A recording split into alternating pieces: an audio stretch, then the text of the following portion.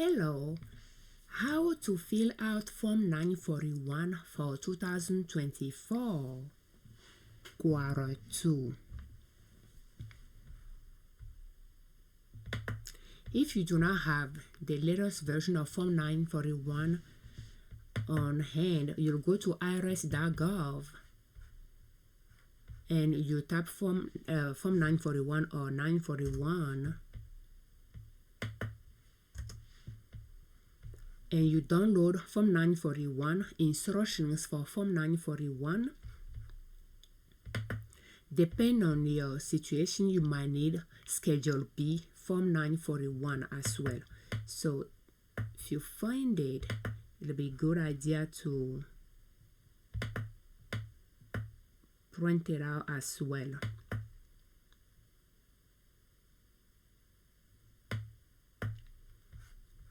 And I'm not seeing it here, but it should be there. So Form 941 Schedule B, and any other form that you think it might be related to your business, you might print it out. They do have instruction for Schedule B as well. But now that we have forms downloaded and saved, we will open Form 941 for 2024 and we will enter the business EIN. So just make sure you are entering the right EIN number in the form, and in this we are going to just put XS in. So you will make sure you have your payroll record on hand as well. So how do you complete Form 941 for 2024? You enter your EIN number in the form, and again, it requires EIN. So you have to use EIN, not your Social Security or I-10. Name of your business, that will be your business legal name. That is the name you put on your EIN application form. You can find it on the SS4 as well, which is a letter you receive from IRS as a reply from them to you for applying for a EIN number. Please keep those documents properly so that when you need them, you can find them for your references. So here we are just going to use an example, and I have my capped on my computer so that everything is capitalized. You'll put your business legal name. If you are a sole proprietor, it will be your name. But again, if you are filing Form 941 as a sole proprietor because you have employees, chances are you apply for a year end number.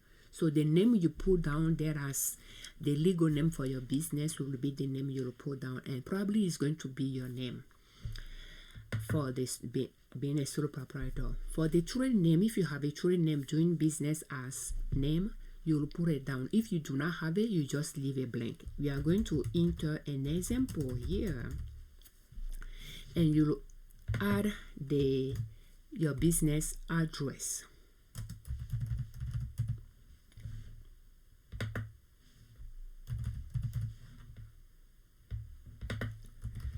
And the abbreviation of the state and the zip code. Okay, so in the right corner, you will choose the quarter you are filing for. Form 941 is a quarterly return. Therefore, you are expected to file 4 quarters. If you pay, if your business went through those 4 quarters, you are expected to file 4 returns, for one for each quarter. That makes sense. If your business started after 1 quarter, then it's going to be the remaining quarters you'll file for. So we are filing for quarter 2. And quarter 2 is April, include April, May, June, and end in June. So it is due by July 31st. So we are going to check the quarter we are filing for. If you are filing for, the third quarter, you will check that. If you are filing for the last quarter, you will check that. If you are filing for the first quarter, you will check that. But you do not check all of them on one return. One box check per return. So Form 941 Part 1.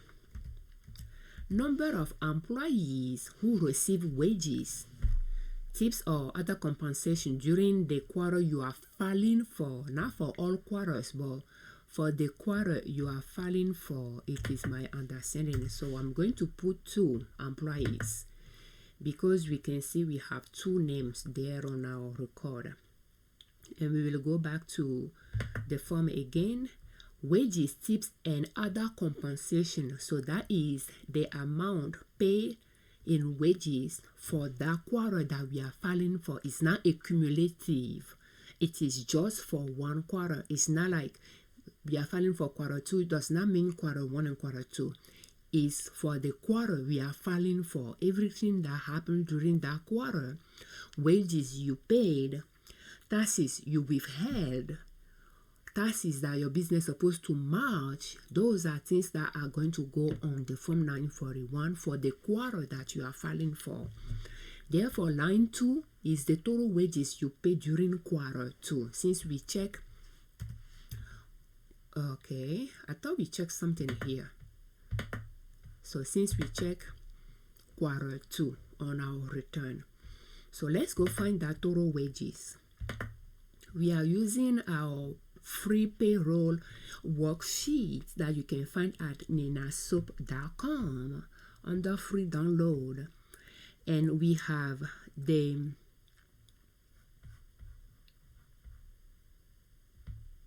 and here we are using an example that those people earn salaries that pay once a month.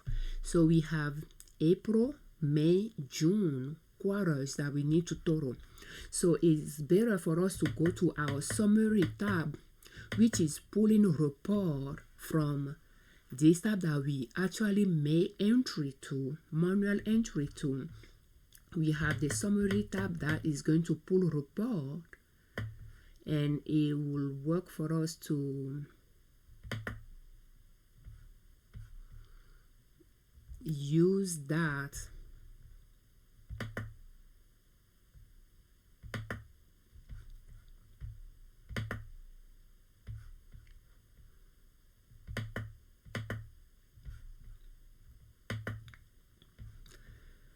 So quarter two total wages paid is going to be 12,000. Therefore, we will go back to our document, our return, and put 12,000.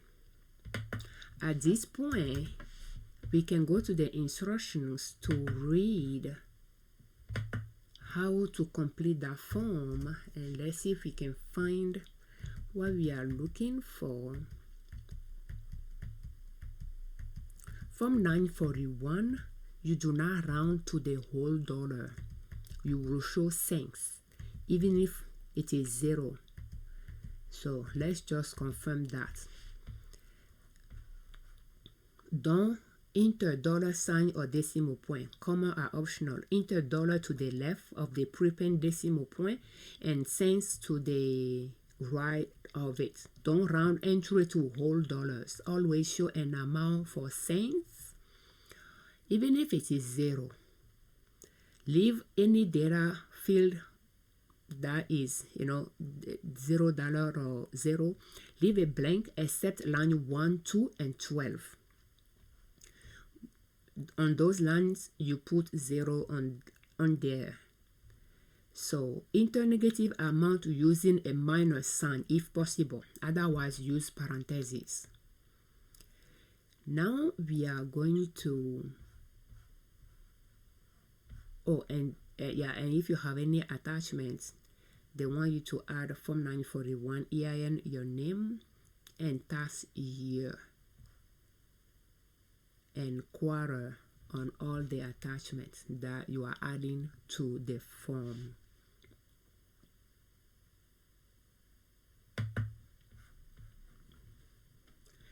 Okay, so therefore we are going to add 00 there, and again line 1, 2 and 12 should not remain blank. We have to add 0 there if it is 0. Total tax after adjustment. Okay, so line 3, federal income tax withheld from those wages. So we are going to go back to our return again and look for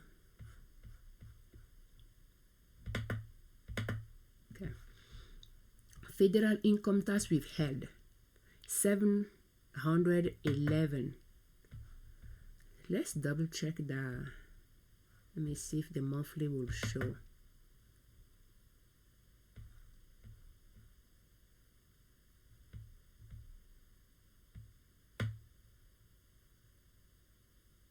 Yeah, 711.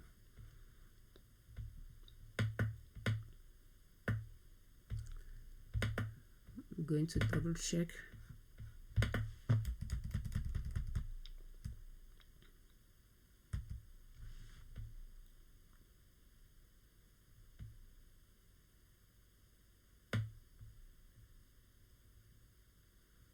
Yeah, 711. Okay.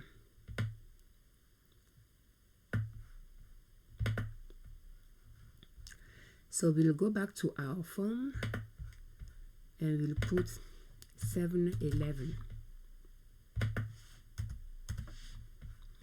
If no wages, tips, or other compensation are subject to Social Security or Medicaid, you check that box. But in this case, it is, so we are not going to check the box. So taxable Social Security wages, and in this example, it's going to be that 12,000 again.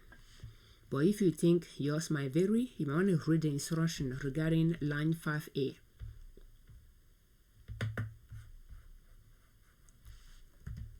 And it's good to pull the instruction and read through it and highlight things that you think might come handy, that you might refer to or reference. So, and every line you will have something said about it or so. So it will be a good idea to just go and read about that section if you want to know more about what needs to go there. So in this, we know that the total wages paid does not include, line 2 does not include tips. Therefore, everything that is on line 2 will be what we will put on line 5A.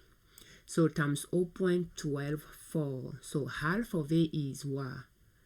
6.2%. And for both employee and employer is 12.4%. So for Social Security tax, Medicaid tax is 1.45% for employee and 1.45% for employer. Combined is 2.9. Again, we'll find it in the instruction as well. But yeah, 6.2, and the Medicare will be 1.45. Again, employee and employer will pay that. So the combined is what will go on Form 941. And they are total here. So what we are going to do is we can get a calculator. 12,000 times 0.124 is 1488.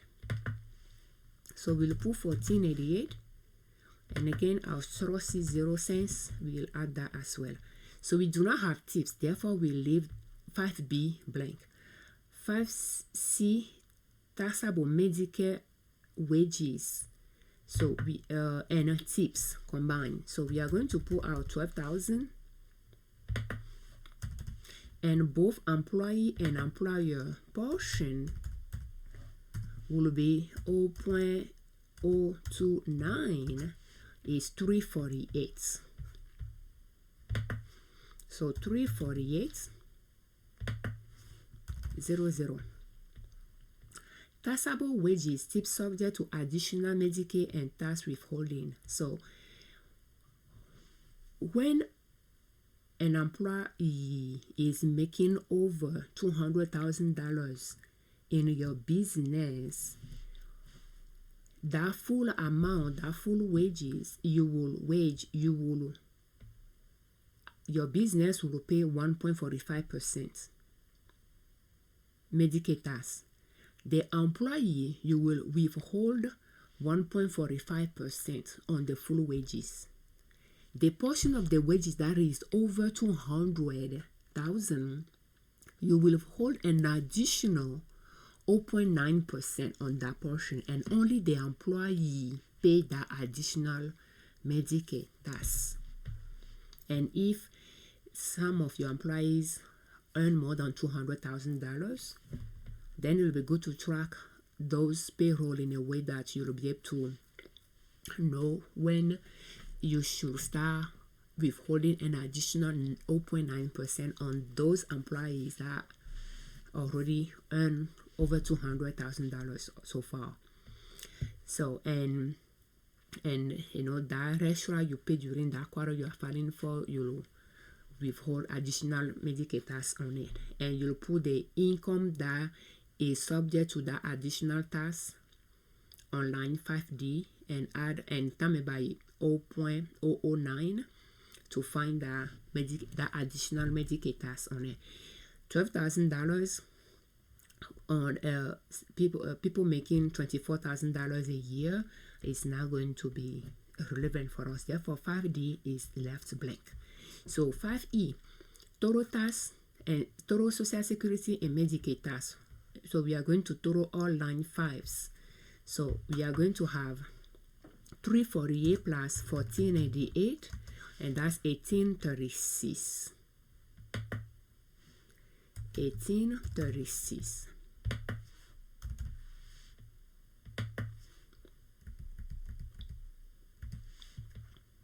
And we are going to double check those numbers with our payroll spreadsheet.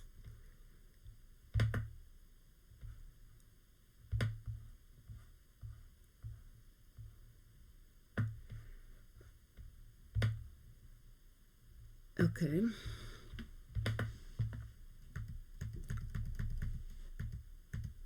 Okay, total Social Security employee and employer 1488.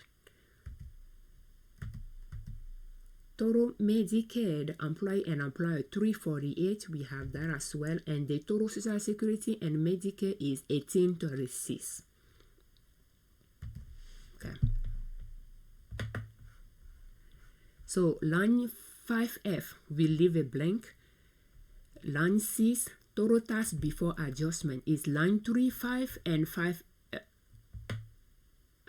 and 5F. So we are going to take this 711 plus 1836. We can use our calculator. Plus 711 is 2547 for line 20 for line 6.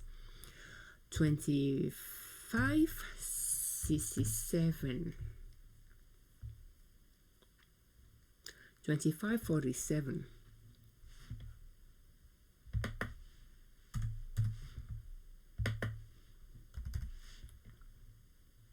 Okay, and we can bring our 2547 for total tax before adjustment. Okay, so line 7, current quarter adjustment for fraction or cents. So those are areas you will make cents adjustment due to rounding. If you have some discrepancy between what you are tracking and what you are paying here, that's where you could do that as well. It could be either positive or negative number on that line, and some adjustment can go on line 8 and 9 as well, depending on the type of adjustment you are making. But in our example here, we are going to leave those 7, 8, and 9 blank. Line 10.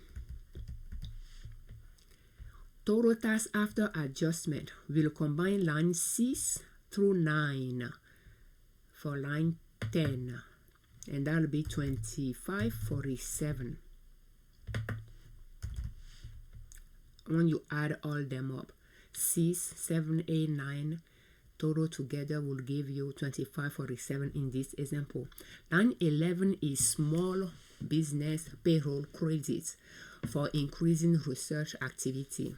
If you are qualified for that credit, you will file 8974 form and attach it to the return. You can read more about it in the instruction, but this line 11 is going to remain blank, and that's a non-refundable credit, I believe.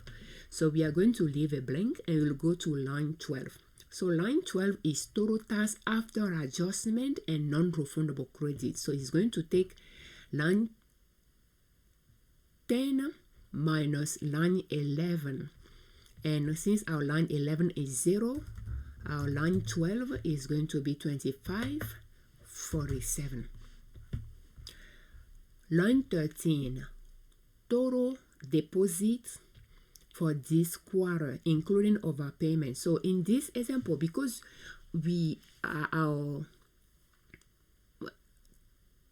tax is more than 2,500, we are required to make deposit based on this example.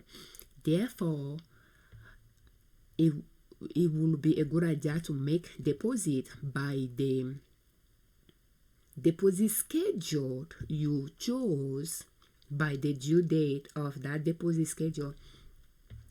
And we are going to assume that deposit was made. Therefore, we are going to total deposit for this quarter, we are going to put 2547. Balance due. So it's going to be a subtraction between line 12 and line 13. So if your line 12 total tax is more than line 13, your total deposit for the quarter, you owe money. The difference will go on line 14. If your line 12 total tax is less than your line 13 total deposit, you are due a refund. You'll put that difference on line 15. You pay more than you owe. And then you check whether you want a refund or you want that to be kept, and you can apply it to the next return. You check one of the boxes. So in this instance where our line 12 equal line 13, line 14 is 0, we leave a blank. Line 15 is 0, we leave a blank. Just keep in mind that it's either line 14 or line 15 that you will put a dollar amount. If there is a difference between line 12 and line 13, that difference will go either on line 14 or line 15, now, but not on both. You either owe money or you have a refund to claim. And you have a refund to claim if your line 13 is higher than line 12. You owe money if your line 12 is higher than your line 13. And when you owe money, you might just make that deposit via EFT using your EFTPS system. Okay. But there are instances that you can pay with the return as well. But if you chose a deposit schedule and you are making deposits, you must well just make the deposit and just keep it simple for yourself. So now we will go to page 2. Page 2 will require you enter your business name, your EIN on the top of page 2. So in this example, we are going to add L.L.C and the EIN.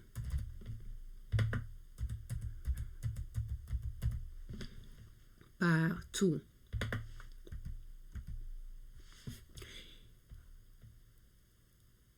You have 3 boxes here on line 16 that you will check one of the 3.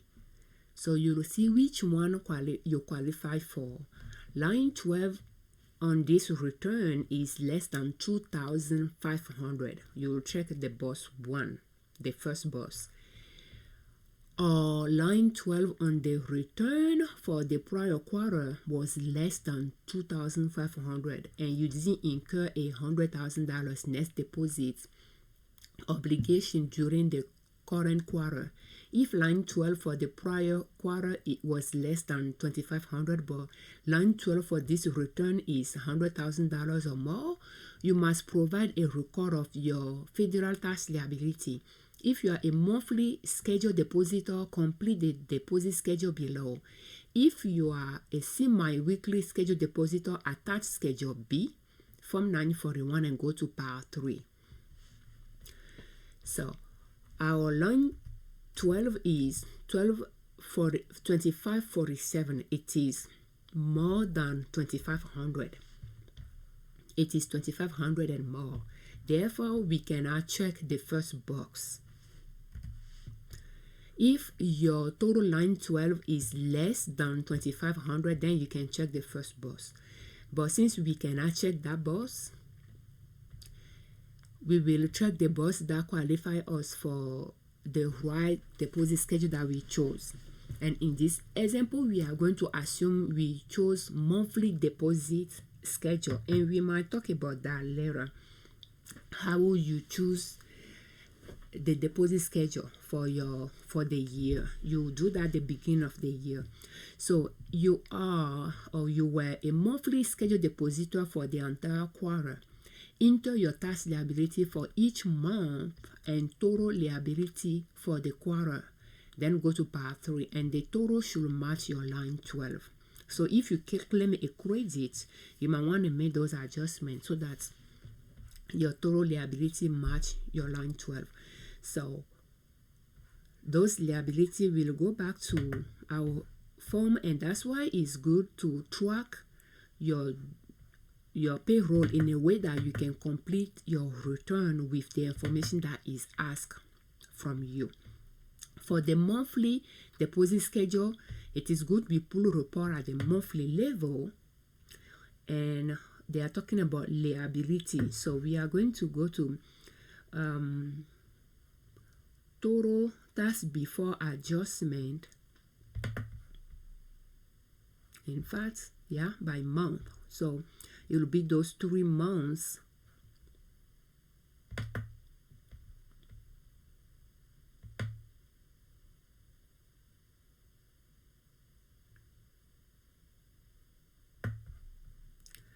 So we are going to total tax before adjustment. So it's the same dollar amount in our example, $849. So we are going to enter $849 for April,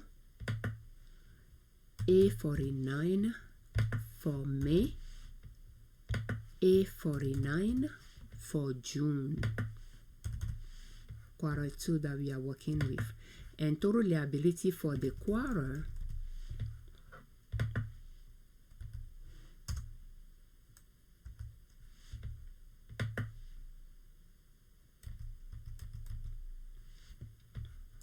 we are going to calculate that and double check that. So times 3 is 2547. 2547, and we will go to that, and it must match line 12, total tax after adjustment.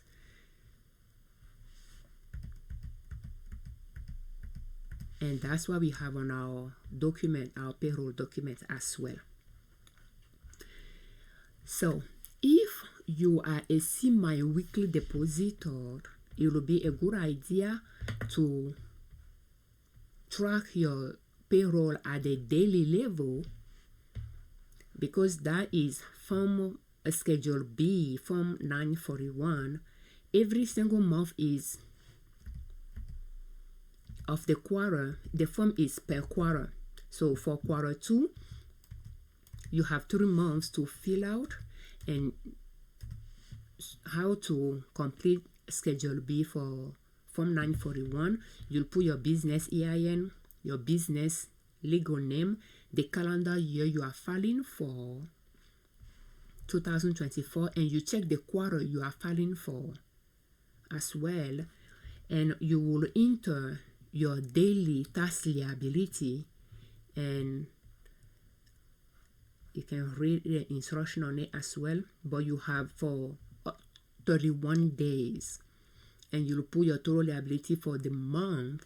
And so knowing that you need to show a daily tax liability, and this, if I recall right, is when you pay wages that you incur those tax liability. It's not accrual. You are not going to use accrual accounting method. You can read that in publication 15 or section 11, I believe. I don't know where I read that, but it's going to be when you pay wages, you incurred those tax liabilities. So you will track when you pay those wages, when those tax liability happens, and you will pretty much complete the daily tax liability form for all 3 months, and the total should match your line 12.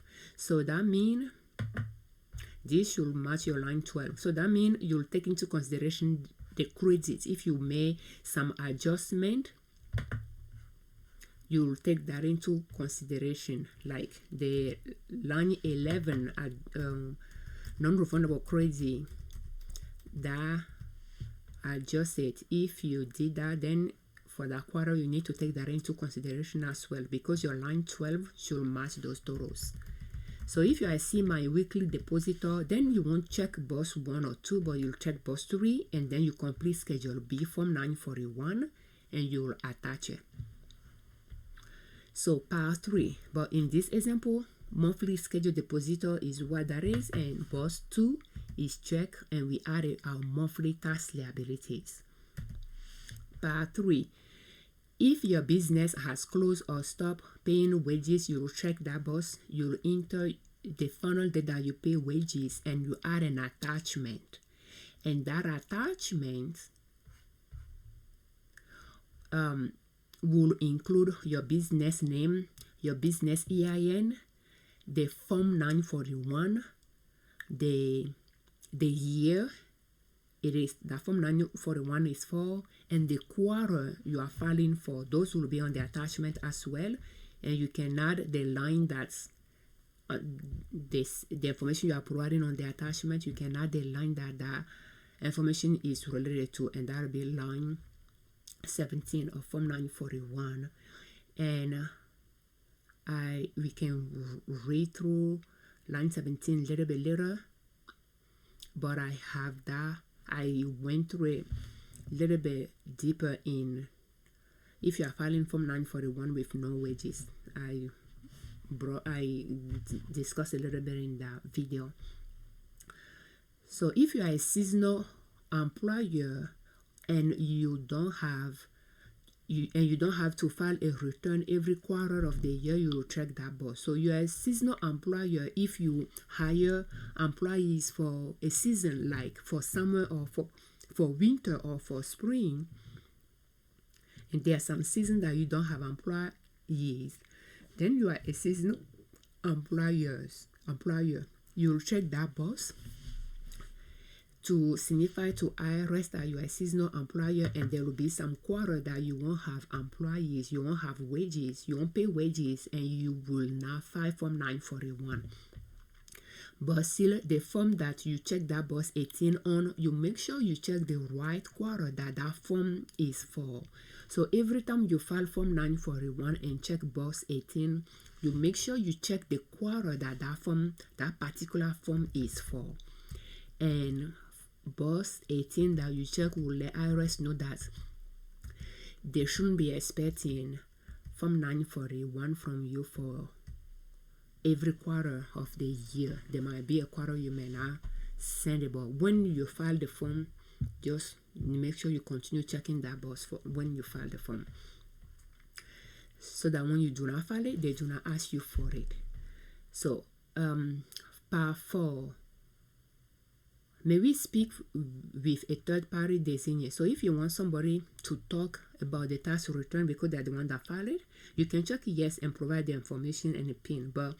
And the information, the question that IRS will address to them will be related to this particular form and for the year. But if you prefer they ask you those questions, you just put note there. Part 5. Who is eligible to sign Form 941 for your business? We can read more about it as well. But if you are a sole proprietor, that's you, the business owner. If you are a single member L.L.C, that's you, the business owner, or any principal officer.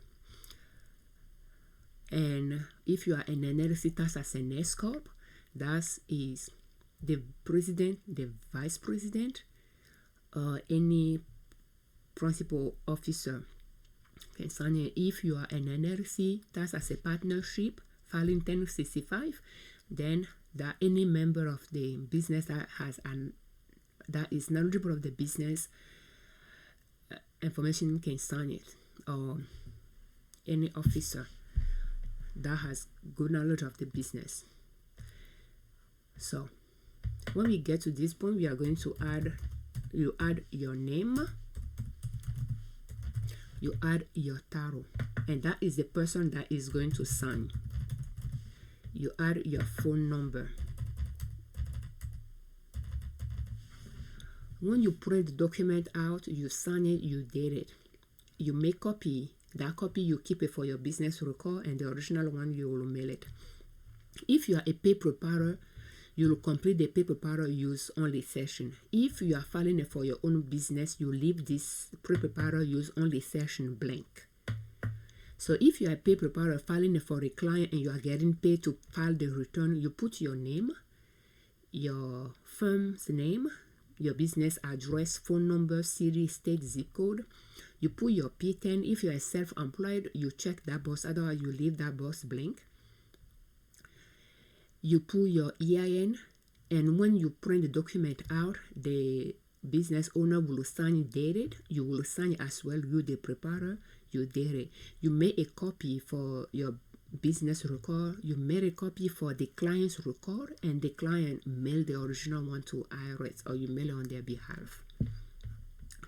So you notice that line 14 is blank for us because we made deposit. Therefore, we do not have Form 941 voucher to complete. But if you have a balance on line 14 and you, instead of making a deposit, you are eligible to pay it and you want to pay it, then you will complete the voucher. And you can read more about when you can make a payment. So making a payment with Form 941. To avoid a penalty, make your payment with Form 941 only if your total tax after adjustment and non-refundable credit on line 12 for either the current quarter or the preceding quarter are less than $2,500. You didn't incur any $100,000 nested deposit obligation during the current quarter, and you are filing and you are paying in full in a timely file return. So like it's due by this quarter too, is due by July 31st. You are going to file it and make the payment by and in the payment in full by that date. So, but again, that's if the previous quarter and this quarter, line 12, is less than 2,500 separately. Does that make sense? Like the previous quarter, line 12 is less than 2,500. This quarter too, line 12 is less than 2,500. Then you are eligible to make a payment of that balance that you have on line 14. Another condition is you are a monthly scheduled depositor making payment according to the accuracy of deposit rule. In this case, the amount of the payment may be more than 2,500. And I will say that could be a gray area. If you are making a deposit on a regular basis, if you owe something on line 14, just pay. Just make a deposit. Don't try to make a payment with the form. Just log in and make that deposit, if that makes sense. Otherwise, you must make a deposit by electronic fund transfer, EFT. So don't use Form 941V to make federal tax deposit. That's a big no-no. That is to make a payment. Okay, so if you are making a payment though, there is something that I wanted to point out. The check, how you write the check is very specific. You have the choice between a check and a money order, but I will advise a check for that simple reason that when the money is out of your account, you will know it. That's another proof that they got your return. Second, the check will have more space on it to put the information they want you to put on it compared to the money order, in my opinion. So you'll make the check payable to United States Treasury. You enter your business EIN on the form. You enter Form 941. You enter the quarter you are filing for. For this example, it will be second quarter 2024. Okay. On it. And that check, you enter the amount that you are paying as well. You do not staple that check to anything. So you complete your voucher, Form 941V, by entering your business EIN. The quarter the payment is for your business name, your business address, city, state, zip code, and the dollar amount you are paying. So it will be the amount on line 14, balance due. And you put that on the check as well. So then in that case, your Form 941, page 1 and 2, you will staple together. You see, page 2. So your Form 941 is 2 pages. You staple together. If there is an attachment B, you add it to it as well and staple together. But any other attachment, you staple together. So your Form 941, you staple it. If you are filing Form 941V, you add it to it. So that's 2 different documents there. Now staple together. 2 different things separately from each other. And then you add the check. That makes it 3. So you'll have 3 different documents separate from each other in the envelope, and you seal the envelope. It's good to, if you are completing Form 941V and check, to make a copy of both for your business record as well. In this example though, we are not going to complete Form 941V because we do not owe any money on line 14. So if you owe money on line 14 and you are going to make a deposit for it, you are not going to complete Form 941V either, because you will make deposits for it. Okay. And it might be a good idea to actually make your deposit as well when you are completing it and you see that you have a balance here. You must well log in and make the deposit so that your balance is 0. Just make sure you make deposits by the quarter that it is due. And yeah, but then if that quarter passed already, you still have the option that they said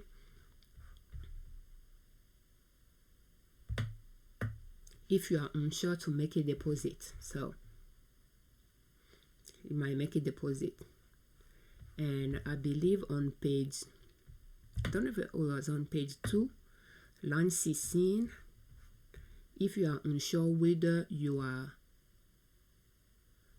a monthly or small, okay, so they say to see, okay, but yeah, I think there is somewhere they say that if you are unsure whether you are eligible to make a payment or make a deposit, just make a deposit. So I think that's a good advice too.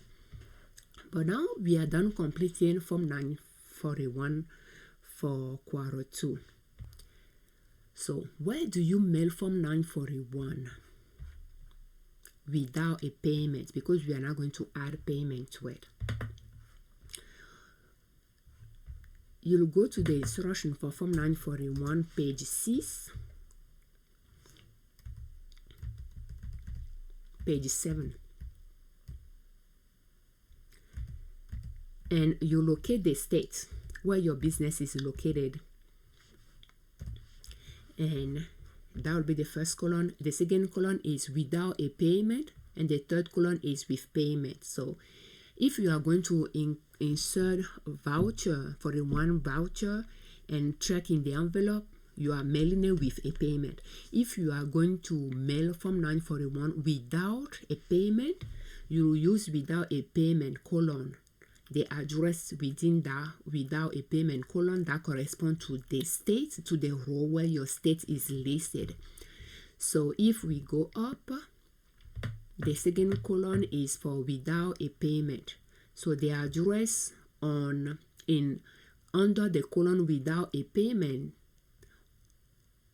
that corresponds to the state where our business is located is the address to put on the envelope and mail the Form 941 to via USPS certified mail. That way you have a tracking that you can keep with your copy of Form 941 for your business record as a proof of mailing and mailing on time. And that's where you'll mail your Form 941. Just make sure the instruction is accurate, because the address could change year after year. So we are using the instruction for Form 941 2024, and we are filing Form 941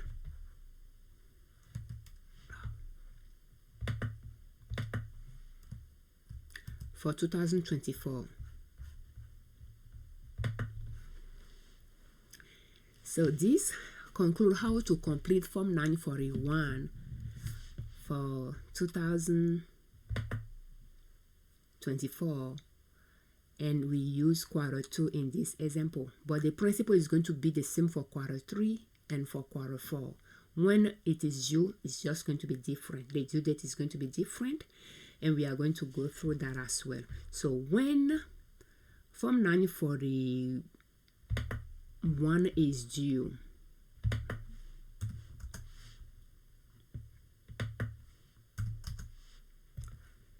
quarter 1 ending March 31st is due by April 30th. Quarter 2 ending June 30th is due by July 31st. Quarter 3 ending September 30th is due by October 31st. Quarter 4 ending on December 31st is due by January 31st of the following year. And since we are filing for quarter 2 that ended on June 30th, is due by July 31st. But how you file the form and the address you mail it to, those things will remain the same. But yeah, now we are going to go through the instruction to see what we highlighted and discuss it a little bit.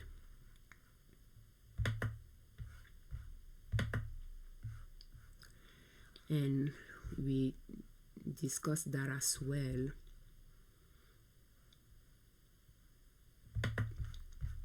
But let's just go.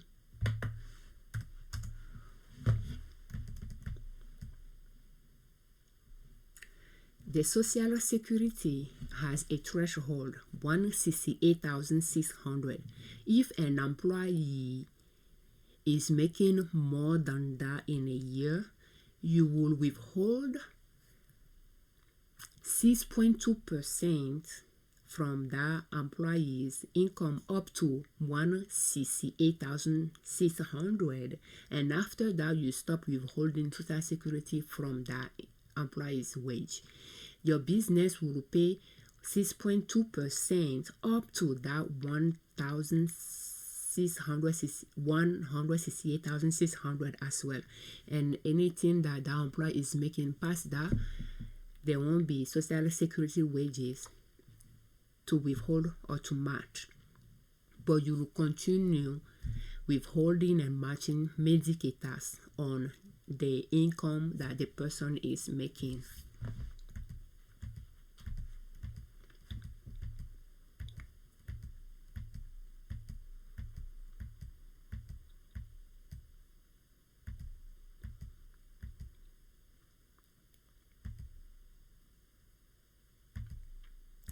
And if you do not have EFTPS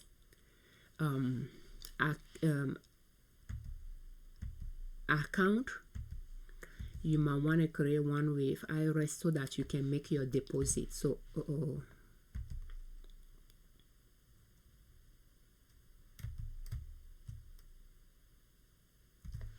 you can make federal tax deposits by electronic fund transfer through Electronic Federal Tax Payment System, EFTPS. That way you can make those deposits quickly. It won't take too many days for that to go through for you.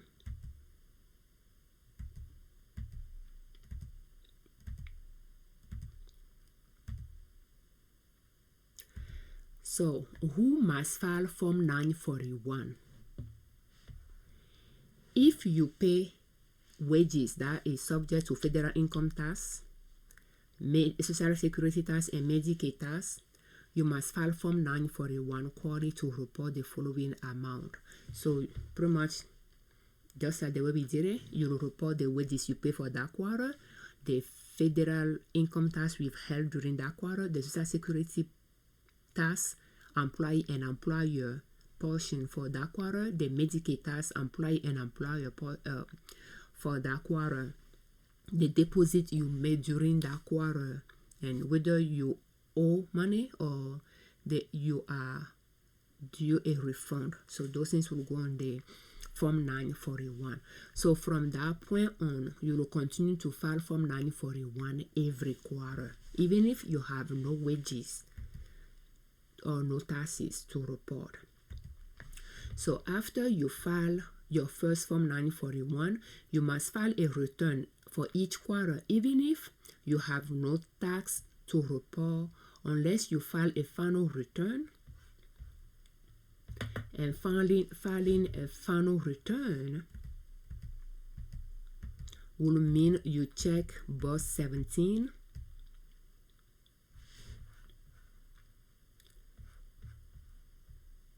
put the date that you last pay wages, and attach a statement to signify that you file a final return, or one of the exception listed next applies. And the exception will be IRS send you a letter requesting that you start filing Form 944. Then you stop filing Form 941, and at the end of the year you will file Form 944. Or you are a seasonal employer, meaning you hire employees seasonally, like winter, spring, or fall. Therefore, seasonal employer don't have to file Form 941 for quarters in which they have no tax liability because they pay no wages. So to tell IRS that you won't file a return for one or more quarters during the tax year, check box 18 for every quarter you file Form 941. And that will be the box 18. You will check the box 18.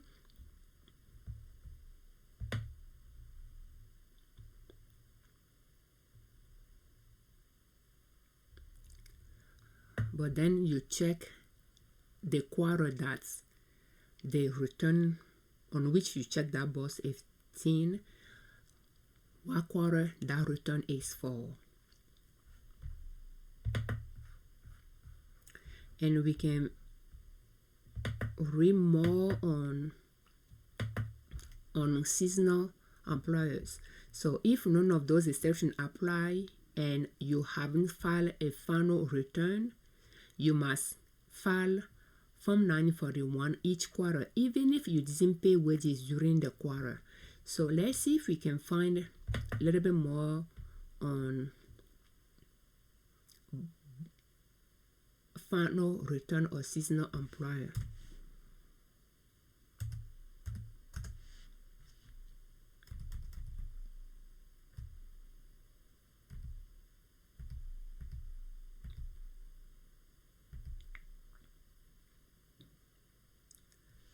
So if you go out of business or you stop paying wages, that will be the line 17. That will be when you file the final return. You must file a final return to tell the IRS that a particular Form 941 is a final return. Check the box on line 17 and enter the final date you pay wages in the space provided for. Okay, so and that's that. And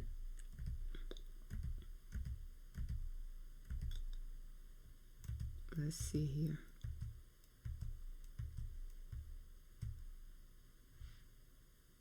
Okay. And we can read about the seasonal employer as well.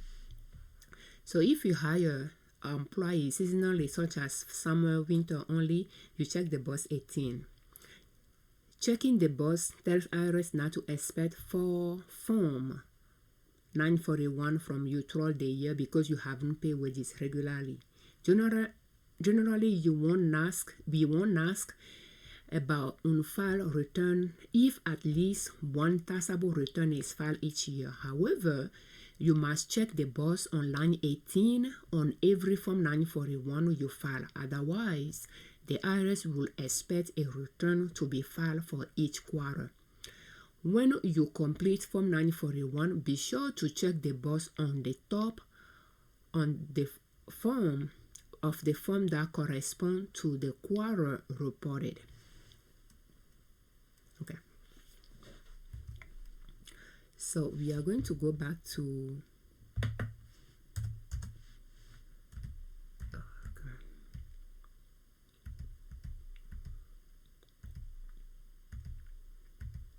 So that tells you that once you become a new employer, your business has been around and you don't hire anyone, and then based on how your business is flourishing, you hire, and how much you start paying will be subject to Social Security, Medicaid tax, and federal income tax. It's a good idea if you do not have EIN number, because maybe you are a sole proprietor and you have been using your Social Security number, you quickly apply for EIN number. So we are going to cover that in this session as well.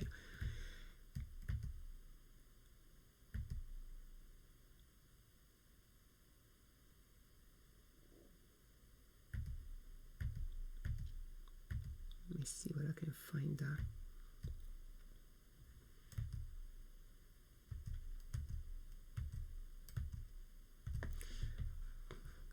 If you haven't received your EIN by the due date of Form 941, file a paper return and write apply for on the date and the date you apply for. You apply in the entry space. If you are filing your return electronically, a valid EIN is required at the time of the return. At the time the return is filed, if a valid EIN isn't provided, the return won't be accepted. So, and if you are required to use EIN number on a form, you need to use EIN. So don't use your Social Security or I-10 on form that asks for EIN.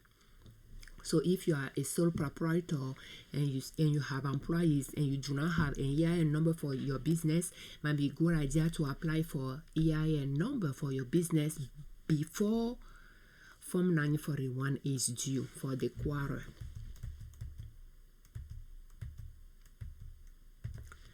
file your initial Form 941 for the quarter in which you first pay wages that are subject to Social Security and Medicaid tax or subject to federal income tax withholding. Then you must file for every quarter after that, every 3 months, even if you have no taxes to report, unless you are a seasonal employer or are filing a final return. Or IRS send you a mail asking to file Form 944 going forward. Form 944 is filed at the end of the year, is annual employer federal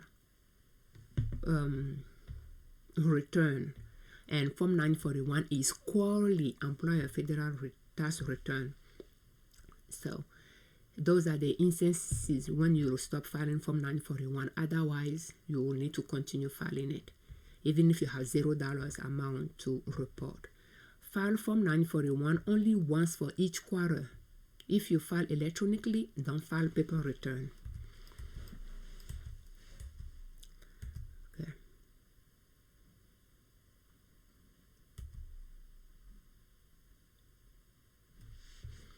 And I'm not sure we read this, but if you file a final return, then you'll add an attachment to the Form 941 explaining, like making telling the name of the person that is going to keep the payroll record that you have in your record up to that date, and the address those record will be kept. I was looking for this information before. It was on page 5, and that talk about transferred and when you sold the business and all that as well. So if you sell or transfer your business during the quarter, you and the new owner must each file a Form 941 for the quarter in which the transfer occurred. Report only the wages you paid. When two businesses merge, the continuing firm must file a return for the quarter in which the change took place, and the other firm, meaning you, should file a final return. And that's when you'll check that box 17 on yours. And put the date and check the box and add an attachment. Changing from one form of business to another, such as a sole proprietor or a partnership,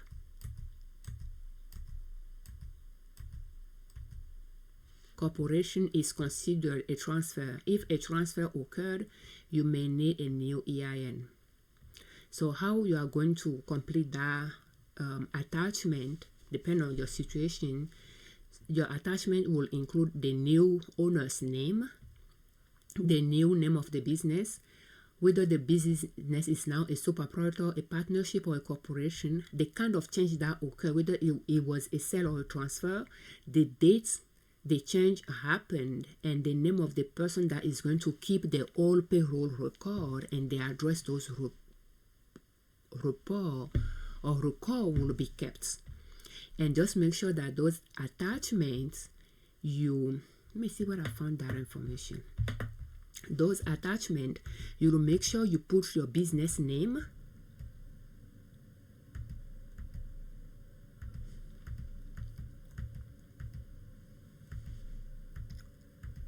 you put your business name, your EIN, Form 941, the year you are filing for, and the quarter you are filing for. You need to put those your business name as well on the attachment, on all the attachment that you are adding. So when you are filing final return, it'll be good to put that information at the top of the attachment, and also you can specify that the information you are providing, like, where were we?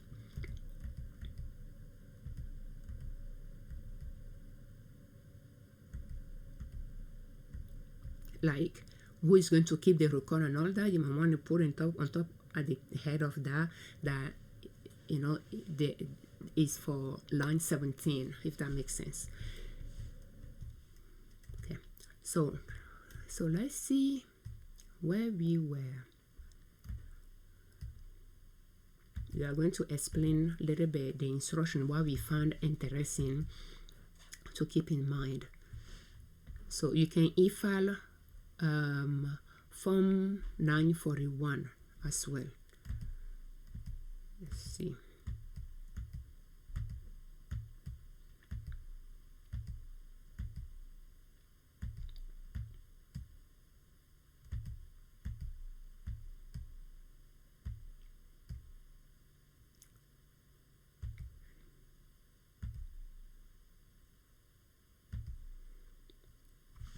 So if your business change name, address, or responsible party, so that means who IRS will notify regarding some information about the business is the responsible party. If you change any of those, it's good to complete Form ADA 22B to notify IRS of any of those changes. You do not attach it. You do not mail it with Form 941. You mail it on its own, and I believe you will use without payment.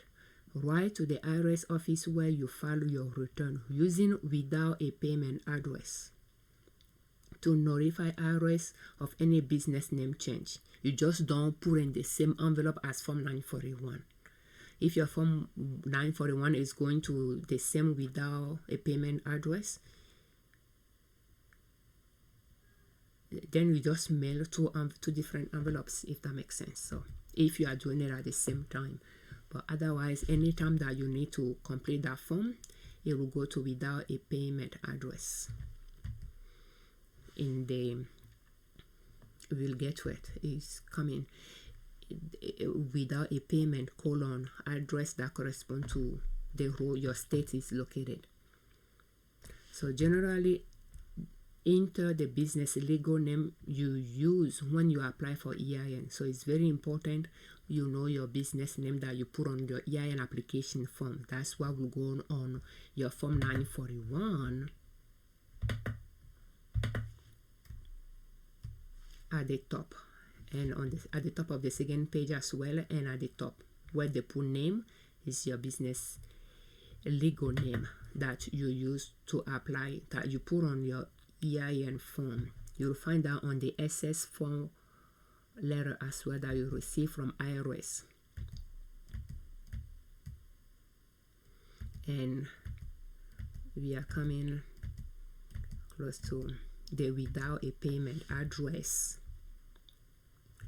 that correspond to the states your business is located in. Without a payment address that correspond to the states your business is located in is where you mail that form ADA, something that you'll mail to IRS to let them know that your business information, your business name, ADA 22B,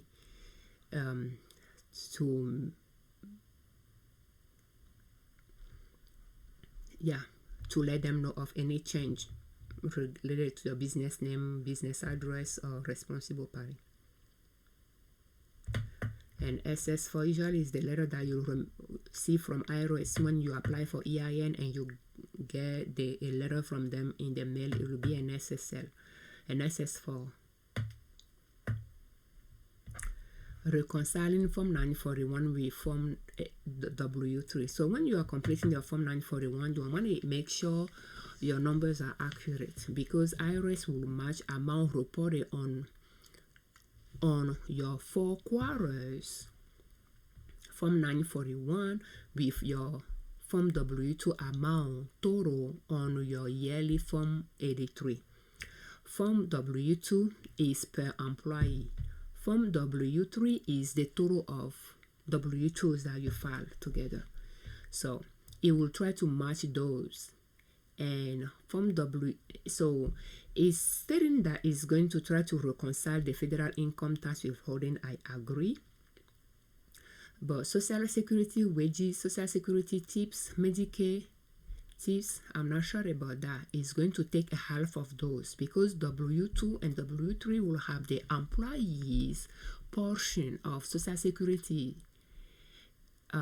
Okay, it's saying Social Security wages. That makes sense. Now Social Security tax. So Social Security wages, Social Security tips, and Medicare wages and tips. So yeah, those things are on 4941 for all the 4 quarters combined.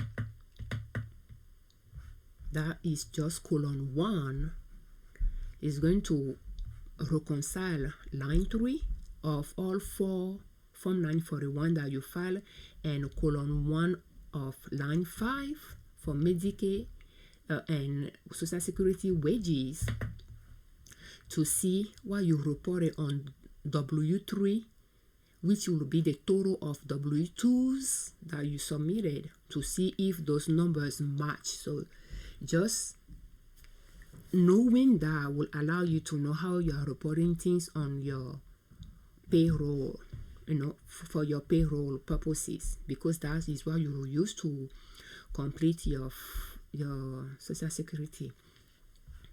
One thing I like to do though, because Social Security W2 and W3 are due by January 31st, and the last quarter 4, Form 941 is due by January 31st as well. So what I like to do is completing Form 941 but not submitting it, and then completing social W2 and W3 and compare those numbers to see if you need to make any adjustment, and then you make those adjustments before you submit your Social Security. You submit your you see those adjustments before you submit your W2 W3 to Social Security, and then you mail your Form 941 quarter 4 to IRS. That way you already trying to reconcile both, because you will total all your 4 Form 941 to compare it to your W3 to see if the numbers are matching when it comes to what you reported for 4 quarters for line 3 and 4 quarters for column 1 of line 5 compared to W3 on Social Security. That way you can see if you need to make any adjustment, and you go from there.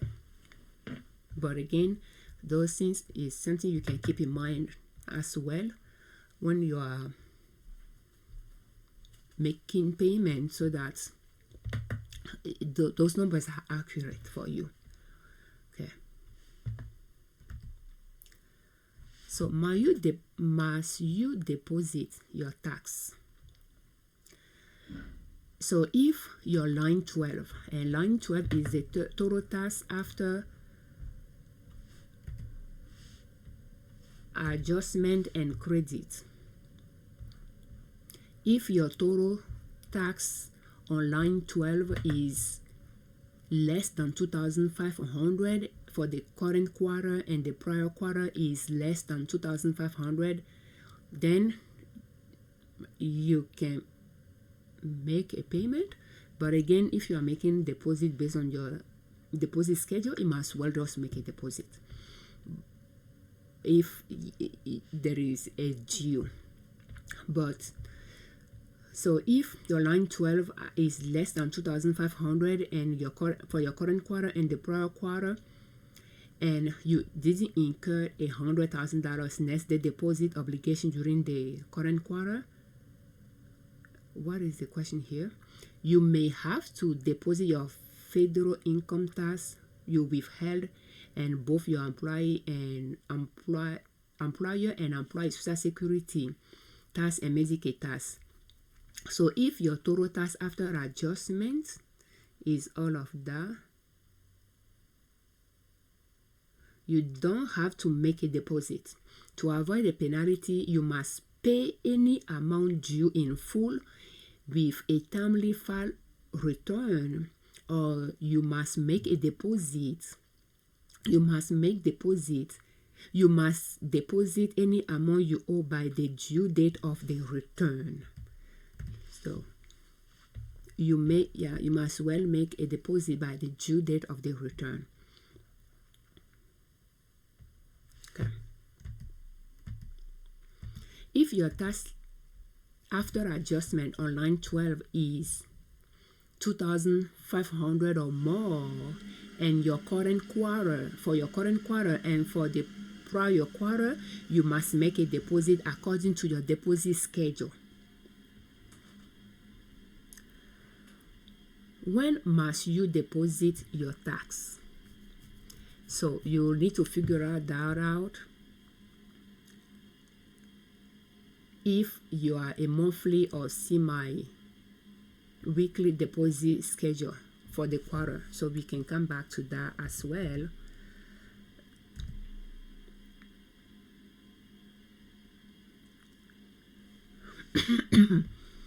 But yeah, so you'll use a look back 2 years look back to determine.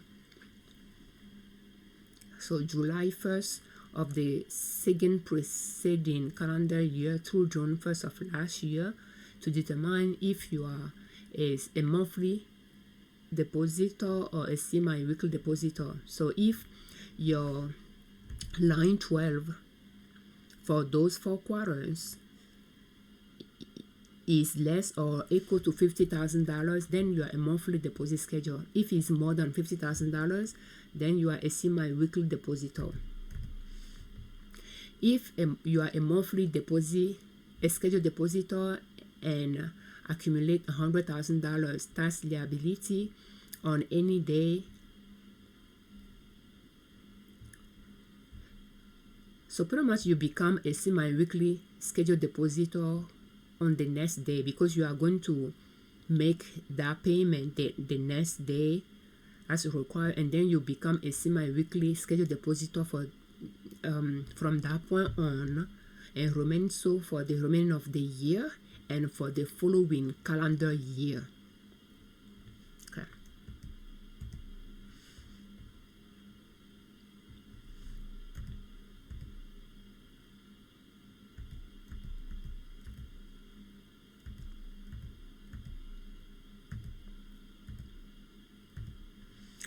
If you pay benefits, you can read more about it on publication B to see what benefits are taxable and which one are not, to know what will be subject to Social Security, what compensation will be subject to Social Security.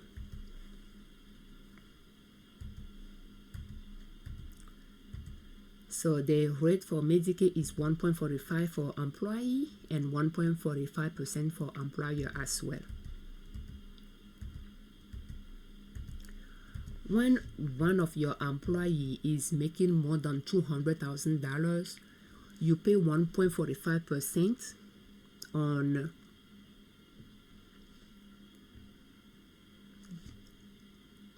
the full wage of the employee. You withhold 1.45% on the whole amount that the person is making, and your business pay 1.45% on the whole amount as well. But then the portion of the amount that is over $200,000, you withhold an additional 0.9% from the employee's wage that is over $200,000. So it's good to track the payroll in a way that, in a cumulative way, that when you reach that threshold, you start withholding an extra 0.9% from the employee's payroll. But you, the employer, you do not pay that extra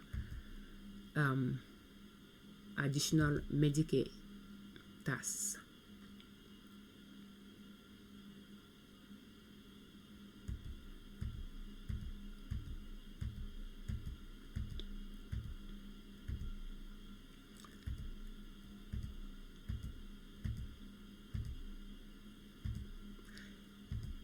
So if you are required to make a deposit, pretty much you use EFT. Pay the amount shown on line 14 by EFT. If you aren't required to make federal tax deposits, or you are a monthly scheduled depositor making a payment under the accuracy of deposit rule, you may pay the amount shown on line 14. That is the balance due.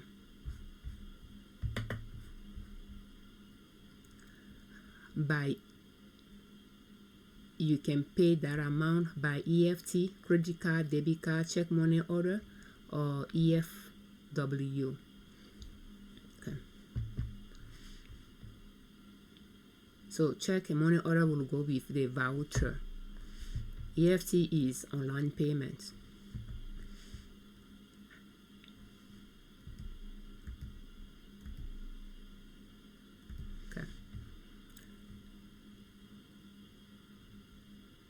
If line 12 is less than 2,500, or line 12 on the prior quarter return was less than 2,500 and you didn't incur $100,000 next deposit obligation during the current quarter, you may pay the amount with Form 941, or you may deposit the amount.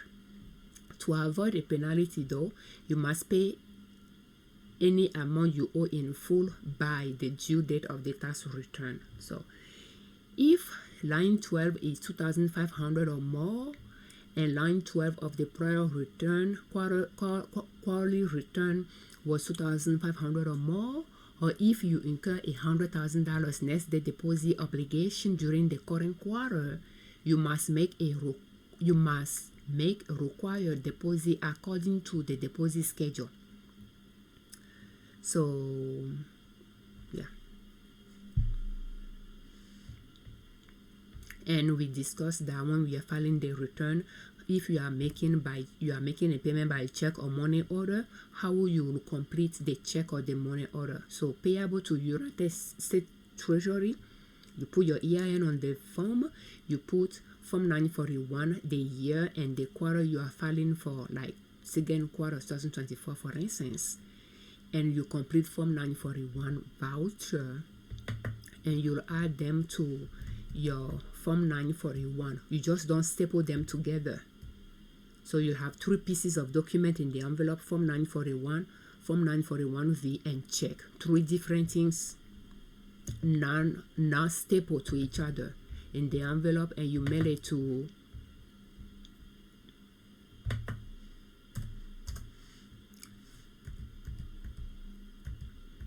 the column that say pay with a payment. So that will be the third column. Address, you choose the address from the third column with payments that correspond to the state where your business is located. So you put that address on the envelope to mail Form 941 with Form 941 voucher and check. That is mailing with a payment. That address that corresponds to the state where your business is located.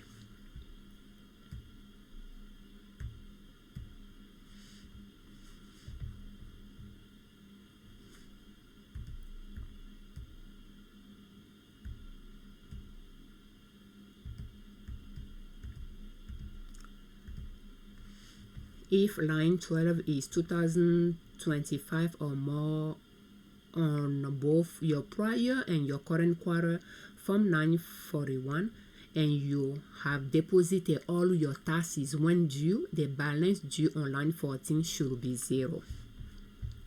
And that's why we try our example to look like. Our line 12 is 2547, and we made our deposit to be the same dollar amount. Therefore, our line 14 is 0. No balance due. If you are required to make deposits and instead pay the tax with Form 941, you may be subject to a penalty. So just make sure you meet those requirements. If you deposit more than the correct amount for the quarter, you can choose to have the IRS either refund the overpayment or apply it to the next return. Check only one box on line 15.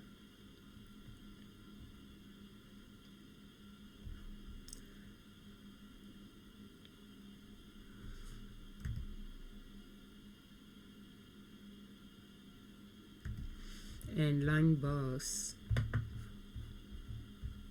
you have to apply to the next return or to be sent a refund.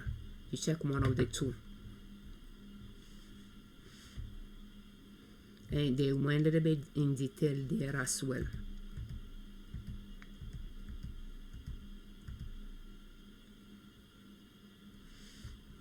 And we covered that earlier.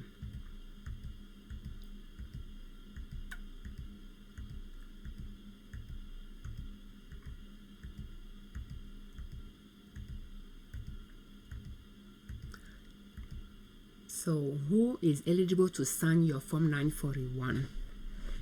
If your business is a sole proprietorship, you the owner, you will sign you will sign Form 941.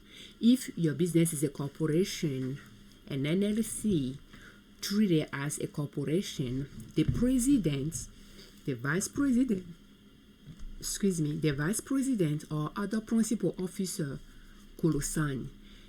If your business is a partnership or an LLC that files 1065 partnership tax return, any responsible or partner, member, or officer that has a good knowledge of your business could sign. If the business is a single member LLC treated as a disregarded entity for federal income tax purposes, the owner of the LLC or a principal officer will sign as well.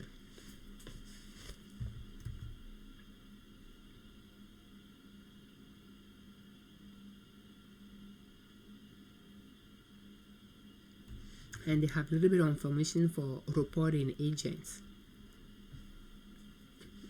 as well there. And this pretty much explain those instruction for Form 941, and we did cover the Schedule B of Form 941 as well. So now we are going to answer a few key questions that I took note of. Do employers match additional Medicaid tax? You can find the answer in the instruction for Form 941 2024 page 10, and the answer is no.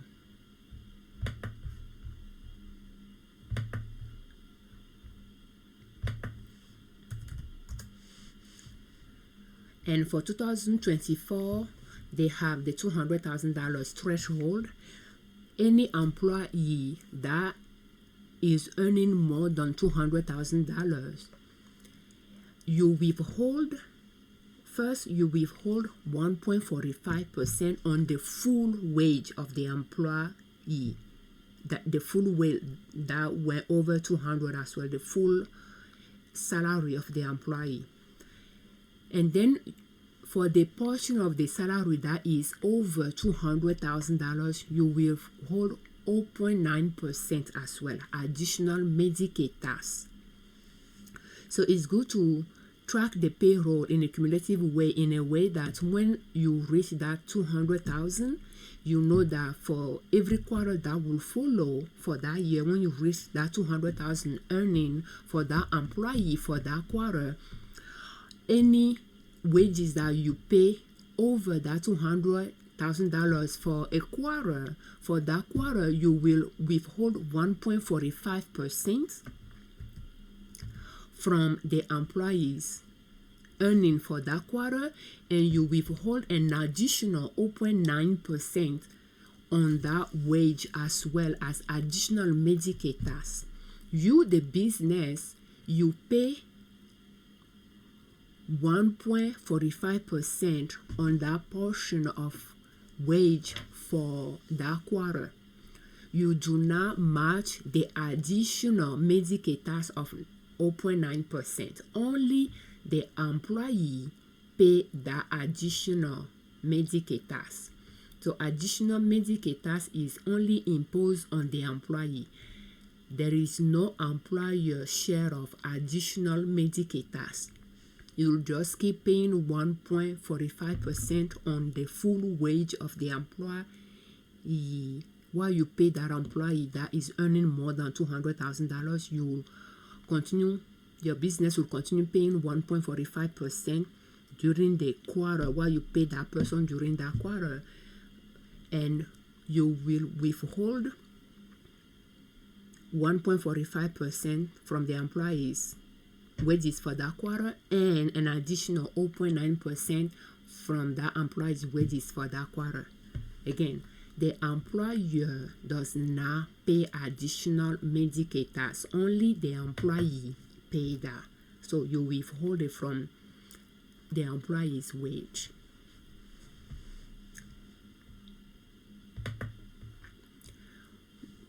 When to deposit payroll taxes. So it will depend on whether you chose a monthly deposit schedule at the beginning of the year or you chose semi-weekly deposit schedule.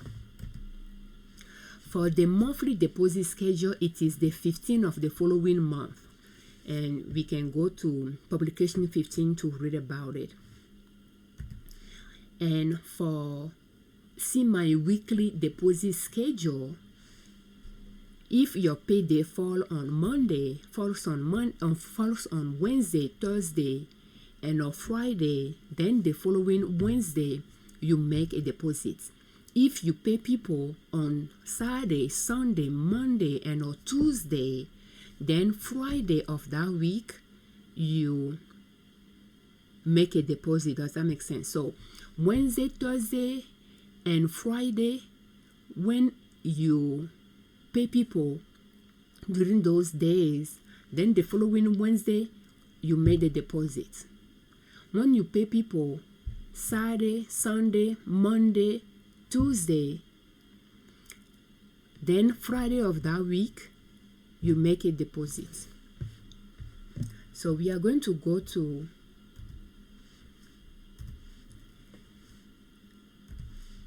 publication 15.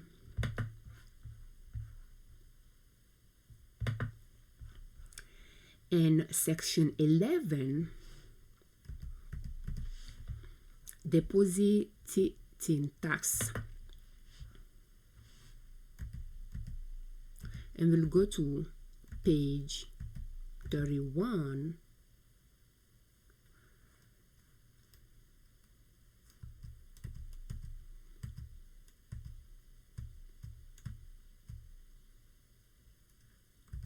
Okay, we'll come across the monthly one somewhere.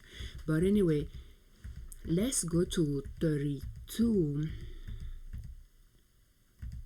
Okay, so the monthly deposit is by the 15th of the following month.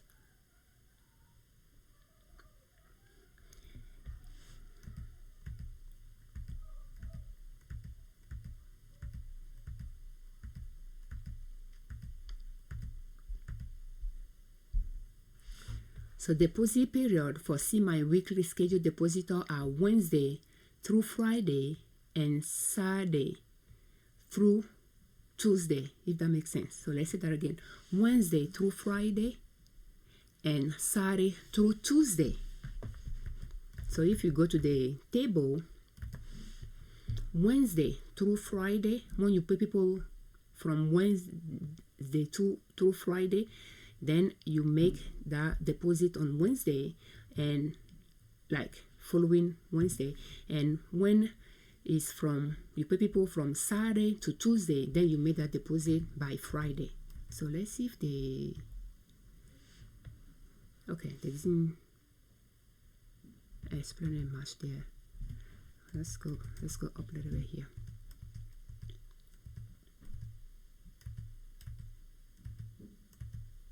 Okay, they didn't discuss it much much further than that, but they can give you some examples as well. Sometimes they give examples, and you can read the example, especially if deposit spanning 2 quarters, then you'll make 2 deposits. You'll make separate deposits, one for each quarter. So, and that's something that you can read about as well. But yeah, so you have to know first your deposit schedule. You have to know your deposit schedule that you chose, to know when you need to make the deposit.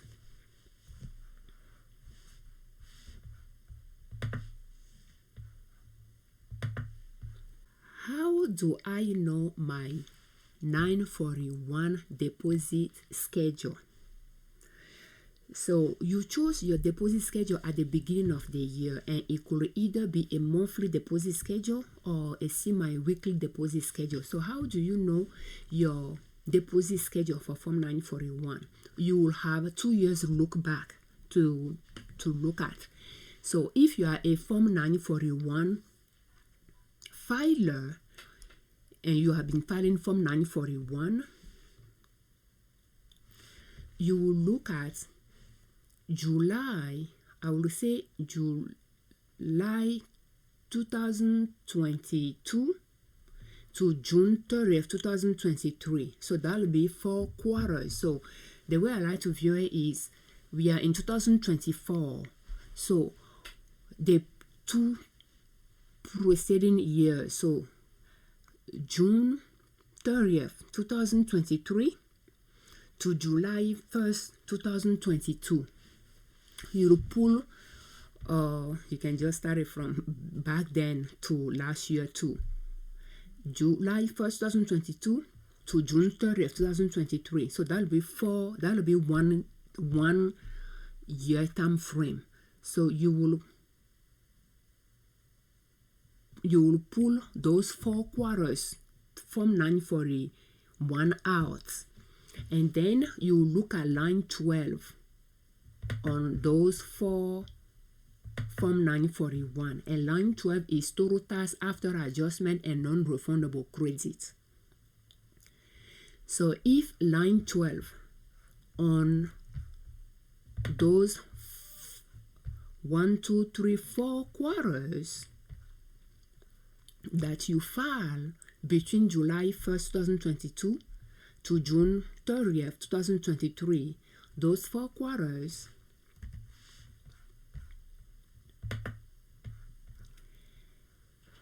and that's why I pretty much trying to summarize here.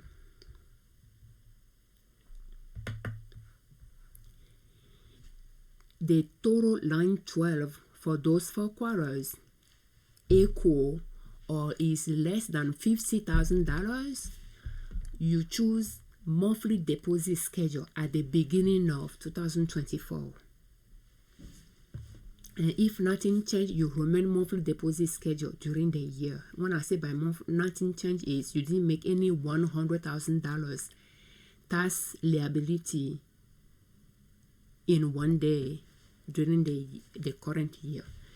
So if that happens though, then you will make that $100,000 tax liability payment the next day, and then you default to semi-weekly deposit schedule for the rest of the year, and for the following year you will remain semi-weekly depositor as well.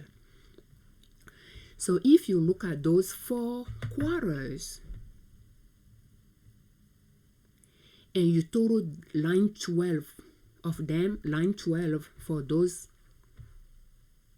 4 Form 941, and the total is more than $50,000, then you are a semi-weekly depositor. You will choose semi-weekly deposit schedule.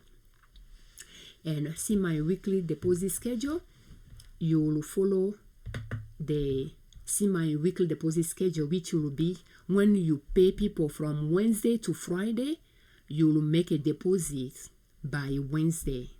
the following week.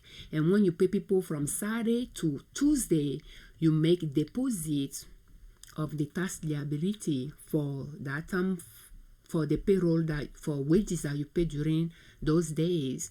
You make the deposit of those tax liability by Friday of that same week. So you pay pretty much twice a week. You make deposit twice a week, Wednesday and Fridays. So you make deposit on Wednesday for wages that you pay the previous week from Wednesday to Friday, and then you make deposit on Friday for wages that you pay from Saturday last week to Tuesday this week. You made that deposit on Friday this week. That makes sense? By Friday this week. So, and that will be the semi-weekly deposit. But if you are a monthly, if your look back is equal or less than $50,000 for those four Form 941 line 12, then you are a monthly depositor. You will make your deposit by the 15th of the following year. And when we are talking about the deposit schedule, we are using, when you pay wages, that's when you incur the tax liability. So you do not accrue. You do not use accrue method. It's more like a cash method type thing. So when you pay payroll is when you accrue those tax liability. Is when you incur those tax liability and you pay them. So I think they explain more in the publication 15 as well.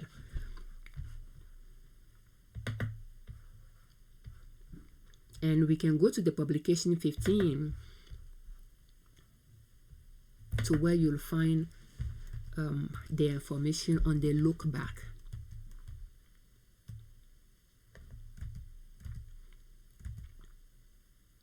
And the look back are captured from here.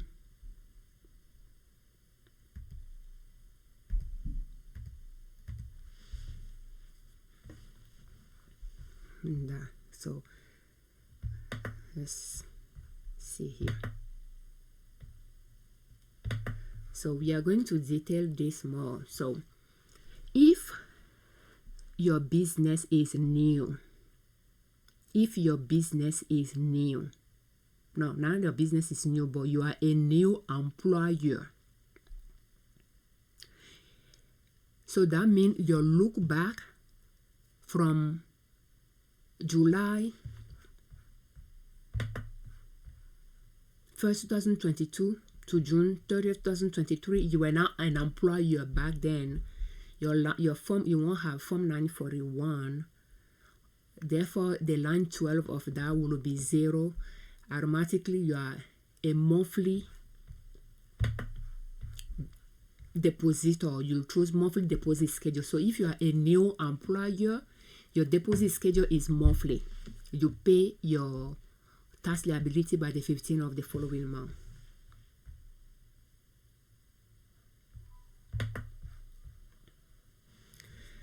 If you are an existing employer, but you file Form 944 during prior years, like in 2022 and 2023, for instance, then for your look back, you'll pull Form 944 for 2022 and you look at it. So if Form 944 2022, let's see if you can find an example of Form 944.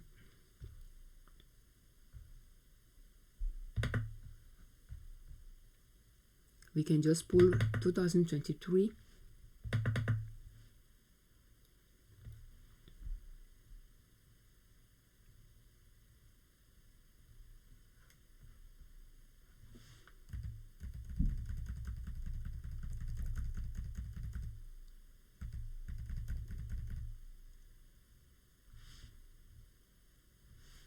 Form 944.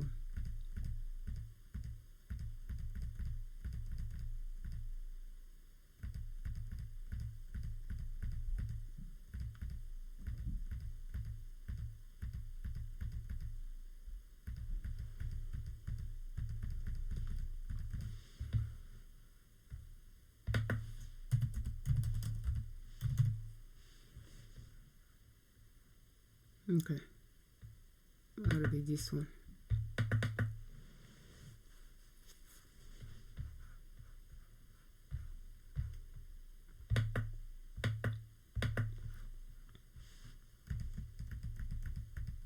We look for the total tax after adjustment, and that'll be line 9. Total tax after adjustment and non-refundable credit. So you look at Form 944 2022, line 9. If that line 9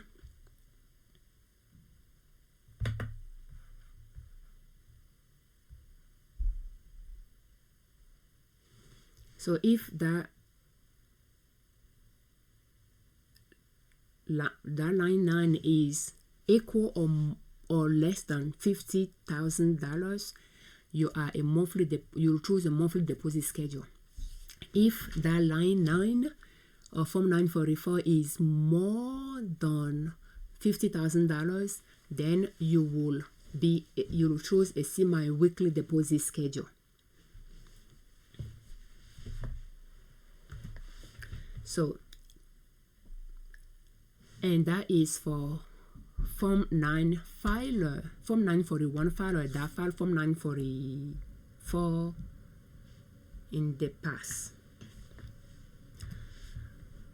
But what will be your deposit schedule if you are a Form 944 filer for the current year and or for the preceding 2 years? So your deposit schedule for the calendar year is determined by the total tax reporting during the second preceding calendar year, either on Form 941 for all 4 quarters of that year, or Form 944 for that year. So the look back period for 2024 for a Form 943 or Form 944 filer is calendar year 2022. So if you report a $50,000 or less of tax for the look back period, you are a monthly deposit scheduler. If you report a more than $50,000, you are a semi-weekly depositor, and that'll be for Form 944 filers. But if you are filing Form 941, we discuss it. If you are a new employer, automatically you are a monthly depositor if you have not incurred that $100,000 tax liability in one day, which will put you in the category of semi-weekly depositor. And we discuss existing employer that filed Form 944 in the past. Therefore, they will pull their Form 944 for 2022 and look at line 9 on it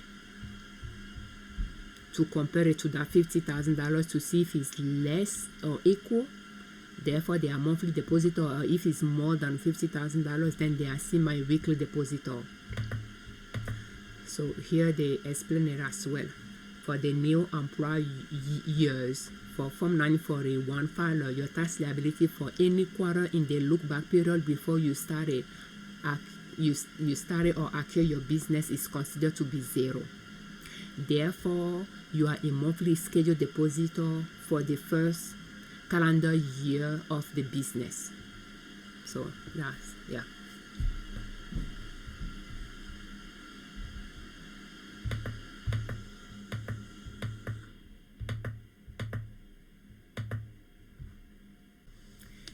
How do you calculate income tax withholding? We are going to use our payroll spreadsheet as an example, but I like to use publication 15T. So you can download the publication 15T from irs.gov, save it for your purpose. So we are going to use for the quarter 3 wages paid during those quarters in this example, and that's 2000, and we are using publication 15T and W4 as well that the employer should have completed for you, because they might choose certain things on the W-4 that might allow you to withhold more taxes from their wages, or might allow you to withhold less taxes from their wages. So if you have all of that covered, we'll go to publication 15T, assuming you pay wages and you wanted to know how much federal income tax to withhold from those wages. There are multiple options on the publication 15T to choose from, but I'm going to choose the manual payroll with Form W-4 from 2024 or later. You could also use percentage method table for manual payroll system with Form W-4 from,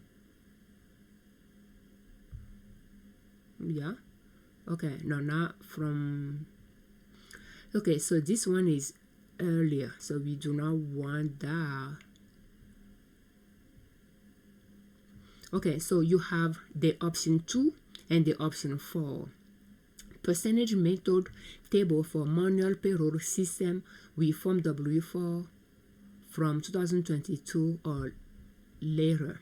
We can click on that, and it has a table here that you can complete to guide you and to determine, and you can try to transfer that to a spreadsheet if you are using a spreadsheet to track your payroll. That way you'll be able to use the percentage to do it, but I use the option 2, wage bracket method table for manual payroll system with Form W-4 from 2020 or later. It comes with a breakdown as well for you to determine the taxable income to withhold tax on as well, and you can transfer that to a spreadsheet so that you don't have to keep checking it for every employee here. But let's assume that the tentative withholding, they are just a wage amount. That's pretty much what you are trying to calculate. Let's assume you know that amount, the amount that you are going to hold tax on. So when you come down to the bracket, let's stay a little bit up here. You will read, you have the dollar amount, the wages bracket in the beginning 2 columns, and then you have married family jointly, head of household, and single or married family separately. So depending on what the person chooses on the W-4, you will use that. So we pretty much transfer that section 2 to our spreadsheet to create our free payroll spreadsheet. And one of the workers selected to be taxed as a single or married family jointly, and on the W-4 they check boss 2 withholding. Therefore, if we go back, we'll use those 2 things. They say to be taxed as a single or married family separately, and they check W-4 step 2, check boss withholding. The second worker check single as well, but standard withholding. Therefore, both are going to be in this column, one under standard withholding and the second one underneath this. So this allow you to withhold more taxes, and this allow you to withhold somewhat less taxes if in comparison to this one. So we are going to, now that we know what column we will pull data from, we will try to see how much they make. They are just a wage. So both made about the same. So we'll go back to our publication 15T and we'll look for that 2000. So they are just a wage amount should be at least the left number but less than the right number. So we will scroll down and then we want to make sure we know the period, the payroll period that we are pulling numbers from. They are paid on a monthly basis, therefore number of pay period is 12. So that's monthly right there.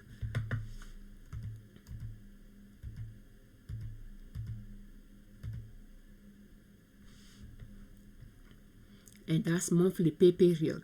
Therefore, we will go to monthly session.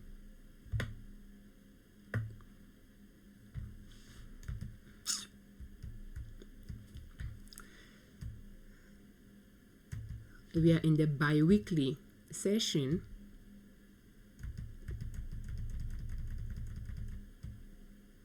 See my monthly session.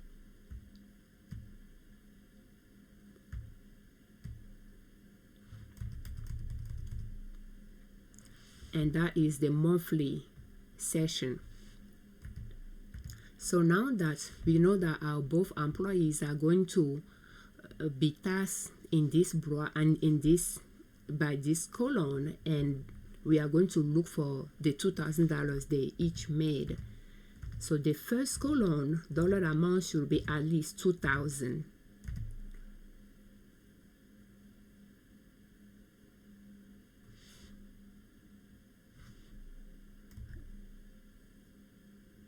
Let's see what they said again. They are just say wage amount is at least but less than. So you want to find that dollar amount where that is $2,000. So that $2,000 is at least this amount is more than this amount.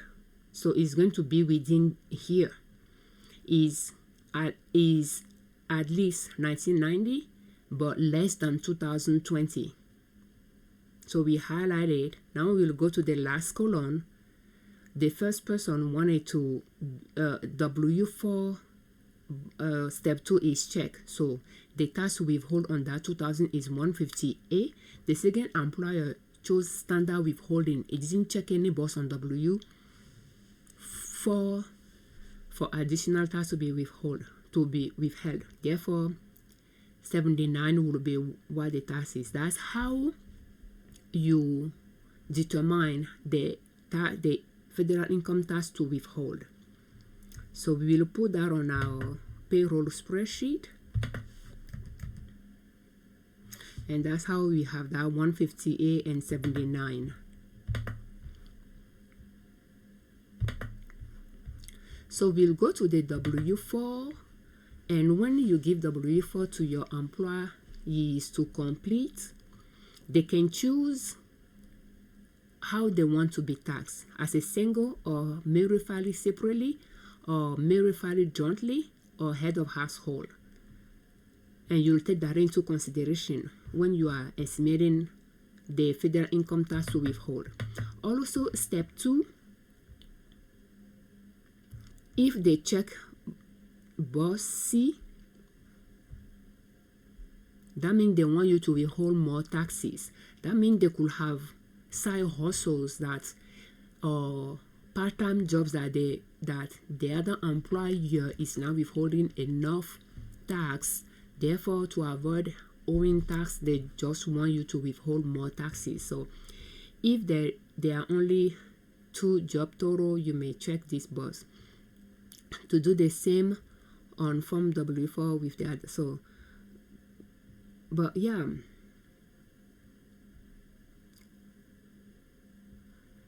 complete this if you hold more than 1 job at a time. So pretty much step 2 when you check it is for more taxes to be withheld. If you do not check it and you do not check anything else, that'll be standard withholding. But you have step 3 that you can claim some dependent here, and that's if you want less tax to be withheld. And then you have step 4 that you can naturally, if you do not check box C, you can actually put a dollar amount that at every payday, that specific dollar amount will be withheld from the employee's wages. So if an employee put a specific dollar amount as extra withholding, you'll add it to it after you determine the tax, like the way we determine in 158 and 79, then you can add that extra to it. But then if there is some deduction, you'll do that. So there is, let's see, yeah, pretty much we try to include those in our spreadsheet so that we can just work with our spreadsheet and have a record of what we are doing instead of doing it on the PDF documents. So that is how you will calculate income tax withholding. So if you do not have, if you are now using a tax software to record your payroll, we have a free payroll worksheet at ninasoap.com, and that's what this form is. And you can download it and give it a try to see if that is helpful for your business. So how do you complete the free payroll worksheet? You'll enter your business information and the year you are filing, and those we have them here so that we can pull from. And on the staff tab, you will enter your employee's name,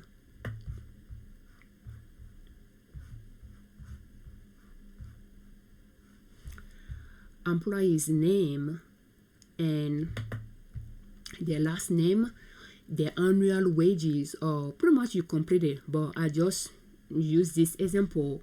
They have been paid on a monthly basis, so I put the annual wages and how many times they will be paid, and this will pull from the list tab, from the drop down menu. So how many times they will be paid, you will select. If they are going to be paid monthly, that will be 12 times a year. And then you will choose, you will give them W4 to complete, and they can select how they want to be taxed, and we went through that earlier. They will complete it and select how they want to be their filing status.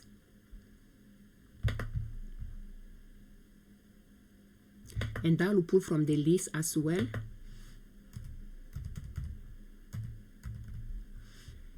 And if W2 box C is checked or not. So one check it and one didn't check it. So for the one that didn't check it, then you'll use the standard withholding for that person, and for the person that check it, you will withhold more.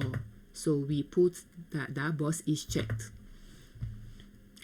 And if the person claims some dependent on W4 step 3,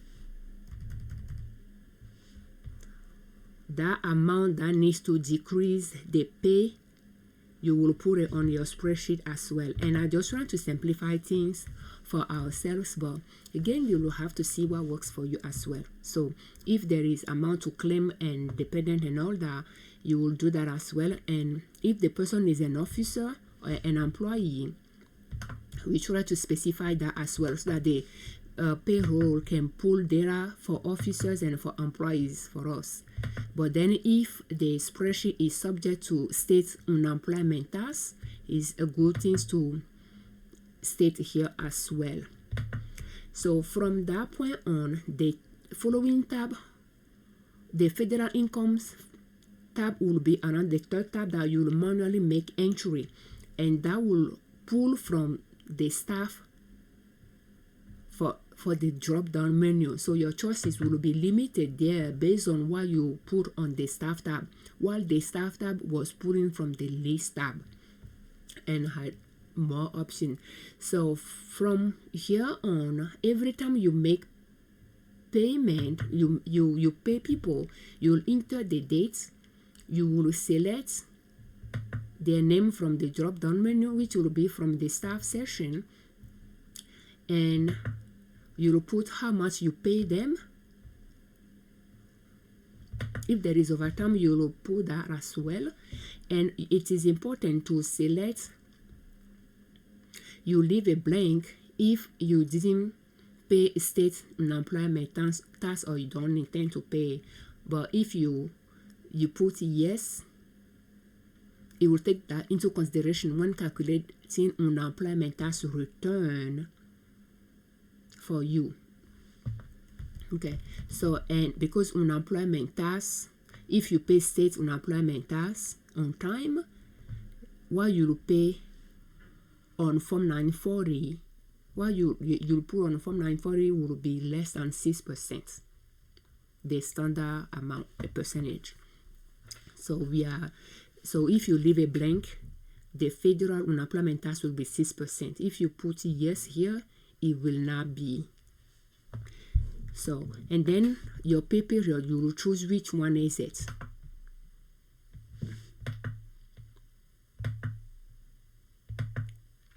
So you have your drop down menu to select from which payment that is for. You will choose it. Since we are making monthly payment, we will choose the month that is for.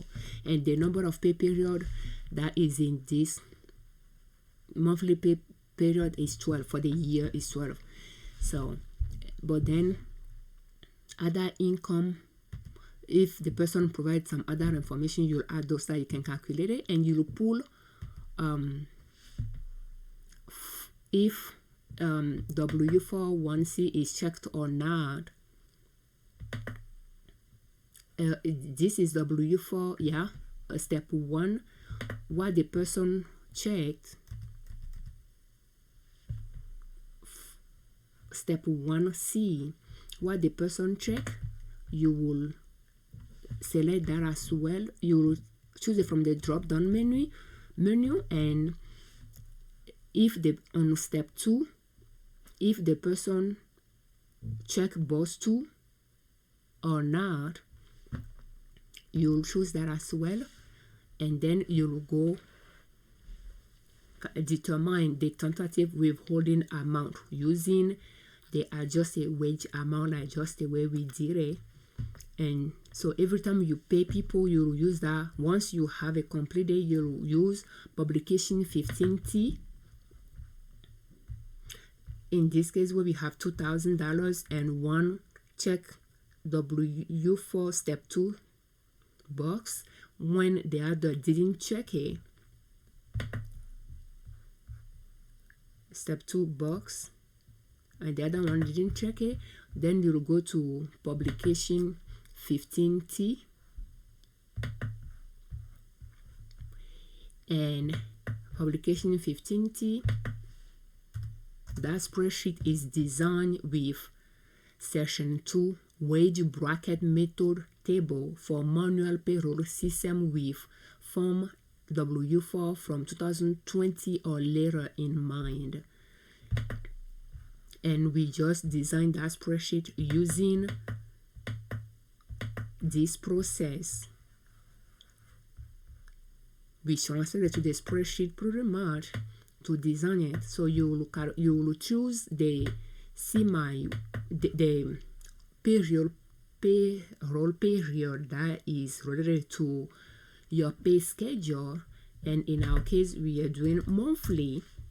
Therefore, we'll scroll down to the monthly, and both people, they chose single on their W4, and one wanted to be taxed as a standard withholding, and the other one check both 2 on W4.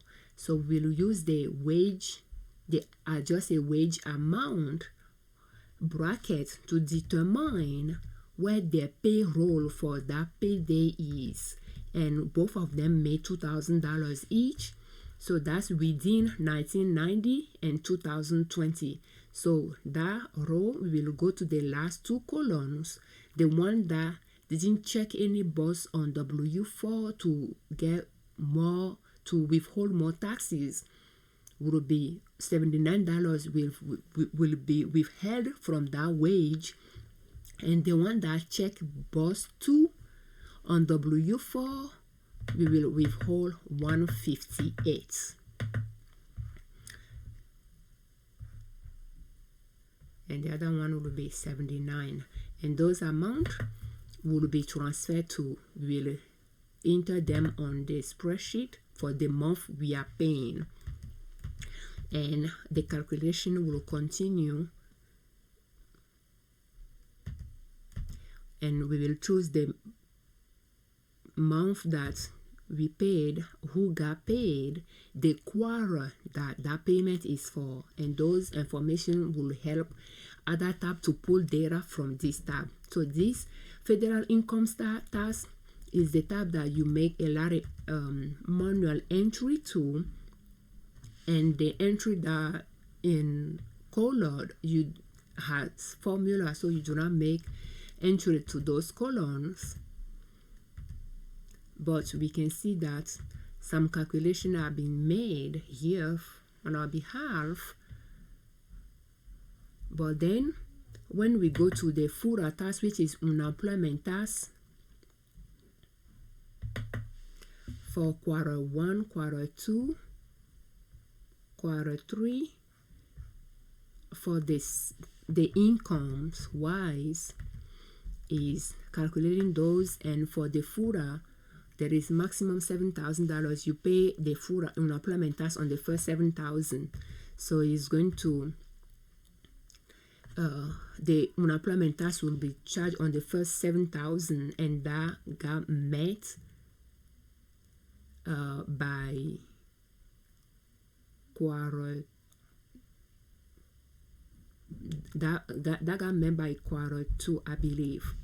So it will calculate the unemployment tax.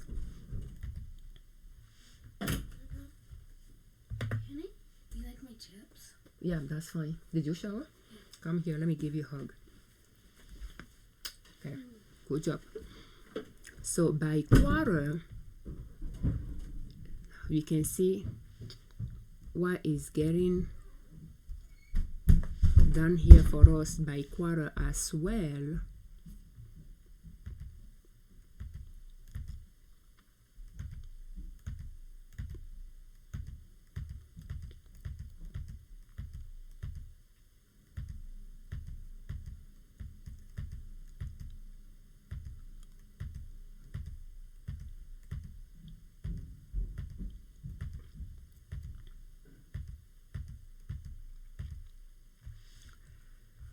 But then we have the FURA, the total,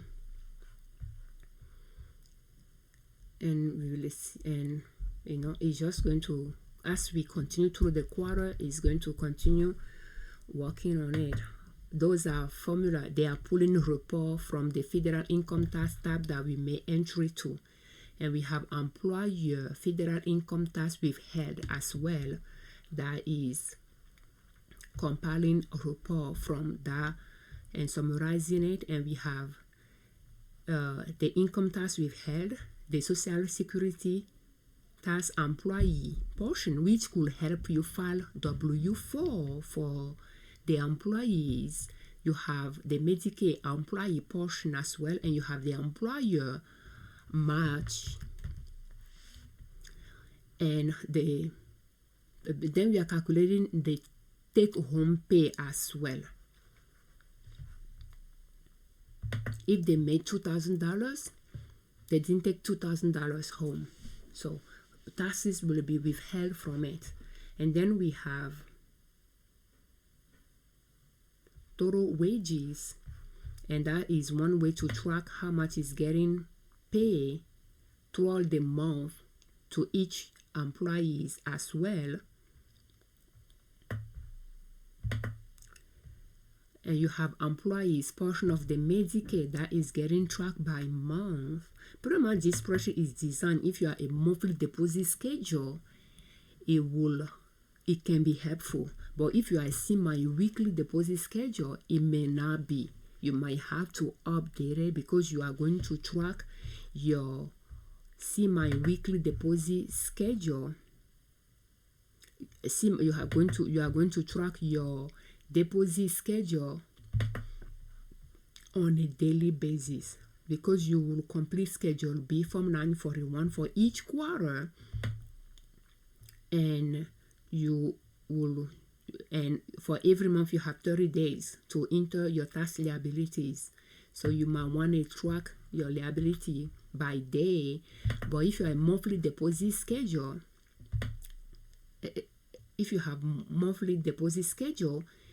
you will report your liability by month.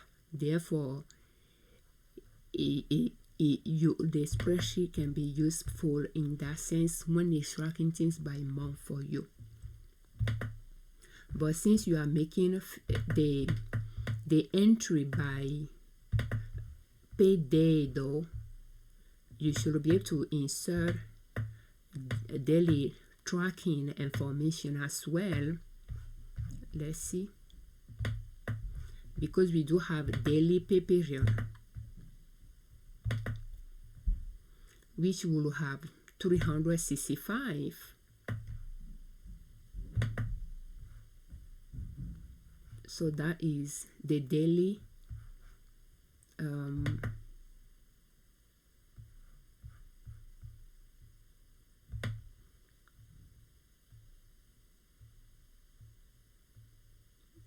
you'll choose. So we tend to do 2cc, assuming there is probably off days or so. But anyway, I'm not sure why I do 2cc, not 365. Okay, I don't know where we were before, but yeah, we'll be able to track total wages by employee and total employee Medicaid,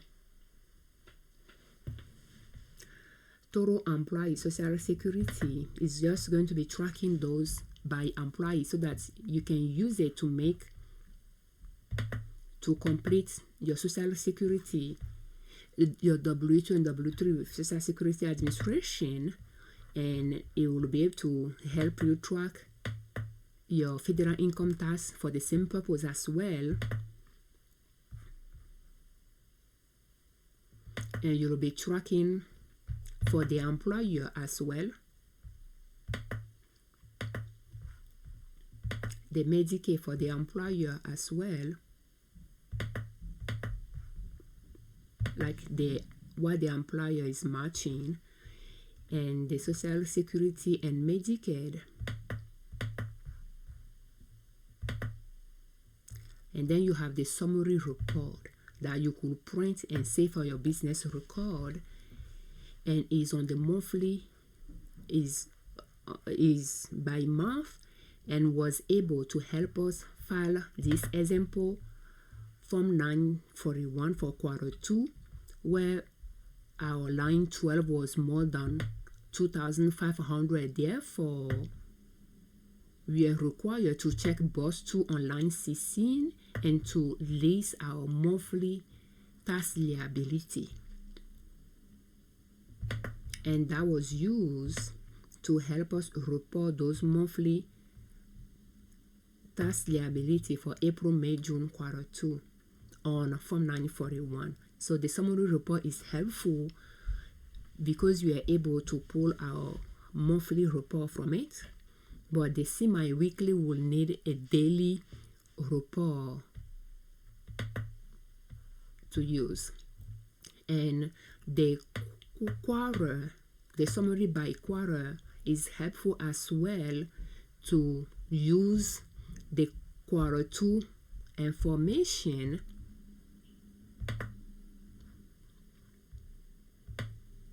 to complete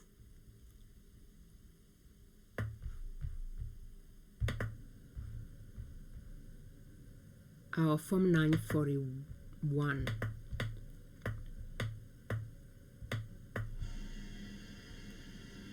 For federal income tax withhold, for Social Security tax employee and employer, Medicaid tax employee and employer, and both Social Security and Medicaid employee and employer, and all tax before adjustment, federal tax, social security, and Medicare combined. So that way we can see if everything is matching properly. So you can use a tax software to track your payroll, or you can design your own spreadsheet to track your payroll. If you do not have a time to design one, you can download one from our website, nenasop.com, under free download. And we have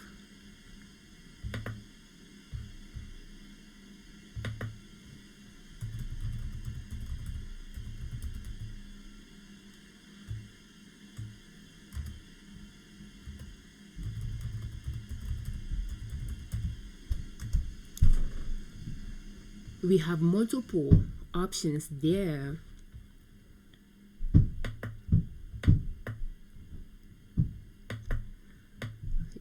Just from the main website,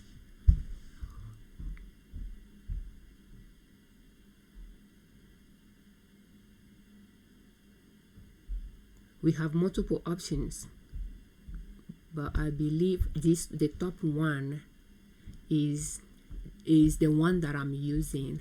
So if you go under free download,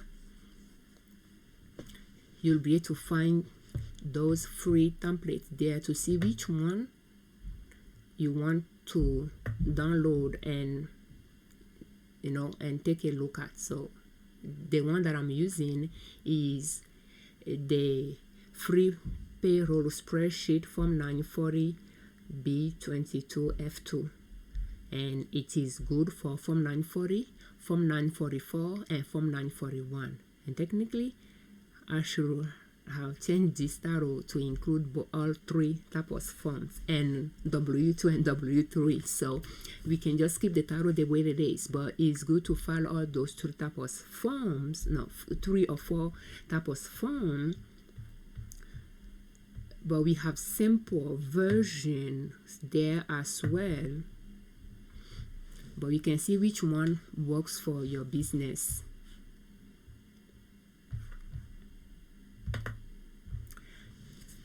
Thank you so much for your time.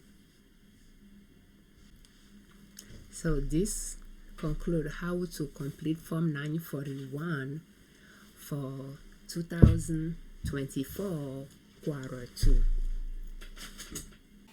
I'm trying to be consistent creating content, and I've been postponing creating Form 941 for a while now. That's why I didn't publish a video for Form 941 for quarter 1, but I'm able to do it for quarter 2. But how am I trying to be consistent creating content? So the way I view it, there is multiple stages to this. So first, being consistent at creating content, and being consistent at publishing content. So at this point, I'm trying to get into the routine of creating content, and I've been working on this to create Form 9 to create the video for Form 941 for a while now, not on a daily basis, because I'm trying to put my thought together, and because I'm going to create the video, but I might find some standalone videos within it that I could publish separately as well. That way, if somebody is looking for a specific information, they will be able to find it. So, and then before I create a content, before I file a tax return, I like to read the publication to refresh my memory. That's a way of me of re-educating myself. just in case, there is a few things that's I forgot, I can't remember, or something like that. So because usually those publications, they will have the what is new at the beginning of the publication, but I like to read the whole things, and then I will highlight things that I find it interesting. But yeah, so I know that I'm going to point those things out. But if something is a standalone, can be a standalone video, I can cut those portion out and publish it separately. So I needed to be more strategic about how I'm going to create the video. So I have the PowerPoint in this example to show how I batch create and how I'm trying to be consistent. I'm trying to be consistent at creating videos, and I want to continue improving my skills of batching content. So in this example, I listed the different things that I'm going to specifically address. So the first one will be how to fill out Form 941 for 2024. And it's going to be a long video. So when I file the return, I'm going to pull the publication and explain things with the publication, because those are not things that I memorize or anything like that, and I'm not trying to show that I know a lot or anything like that, but I want to show business owners where they can find the information that I'm talking about as well. It's not a hidden information. So I try to organize those. When I was reading when I read the publication, and then I update the article, because I already have the article written from some years now, and I'll keep improving it, changing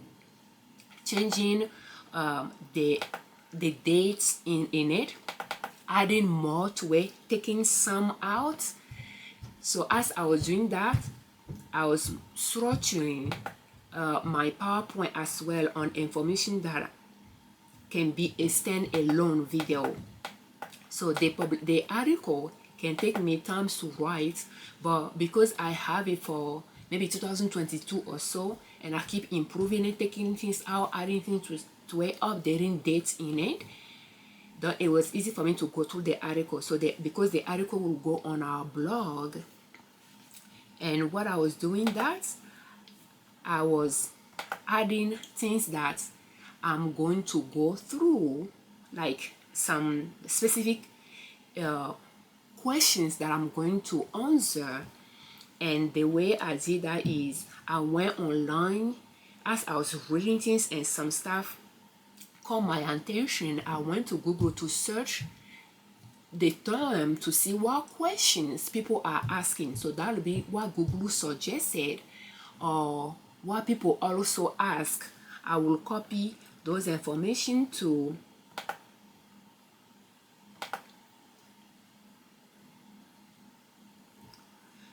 my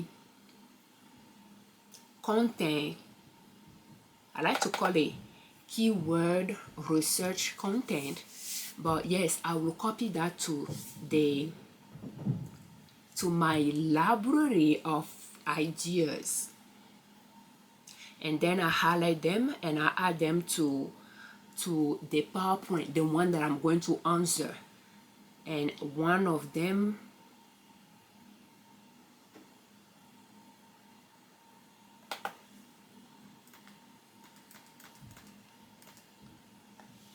so do employers match additional medicators? I don't know what question I answer to find that, but if we go to Google,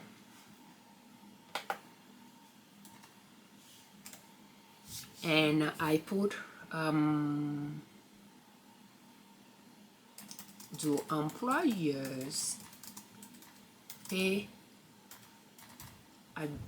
do employers pay additional medicators? So if I click on that, for instance, then I'll go to do employer have to pay additional medicators, then I'll write those answers, those questions that people are asking down, and I will click it will show me more questions, and I will read through them. The one that I know the answer to, I will write those down on in the list of my my content ideas list. And and the one that I know that I will be able to answer during the video creation, I add that to my PowerPoint. That way I already have those questions listed, and I have them listed in the way that I will progress through the publication as well.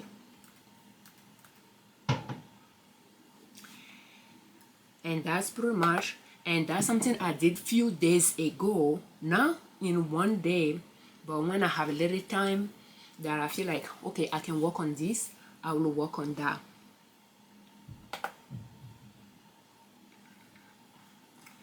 So, and then as I was listening, things that I found as I was reading through the instruction, and I found things that I wanted to address, I listed the questions that I thought about, the questions that I wanted to address, and I went and searched it to see which way those are phrased, because sometimes I'll phrase things in a certain way, but it's not the way they are searched. So, and I will start with what the topic is about, deposit schedule, for instance, to see what questions people are asking Google, and then I will copy those questions that I can answer down, and I add the one that I want to answer to my PowerPoint. And as you can see, we have about 5, and I try to put those numbers so that later I can know how many of those videos that can be standalone. So I can say 5 of them are standalone, and those are things, in fact 5 or 6, because as I was doing it, I went through the whole instructions, and then later I try to answer the questions as well. So by going through the whole instruction, that can be a standalone video as Form 941 explained. And then I have how to complete Form 941, but that first video, number 1, how to complete Form 941, is a very long video, all the way to even now that I'm talking as well. So that is a very long video that covers a lot of things. But then there are things inside of it that can be a standalone, just like by talking right now, can be a standalone, how I try to be consistent creating videos and how I batch content. So I'm trying to be a little bit strategic about it, and that is how I'm trying to work with it, by planning ahead of time, and it requires a lot of time to plan. So now that I create this long video, I will take it to a video editor like CapCut, and the way I try to do it, there was multiple occasions where I could easily answer any one of those questions as I was filing the Form 941, and I got to that stage. For instance, how to calculate income tax withholding, right at the beginning of Form 941, line 3, I could have approached that. But there could be some people that already withheld federal income tax return. They just want to know how to complete Form 941. So they have to go through a lot. I will explain it, whatever long it took me to explain that portion right at the beginning. But some people will have to sit through that to see how I continue to line 4, 5, and so forth. So I didn't talk about it, and I talk about it at the end. So that is one positive side of that, by being more strategic. That way people that want to know more about that information could find it at the end.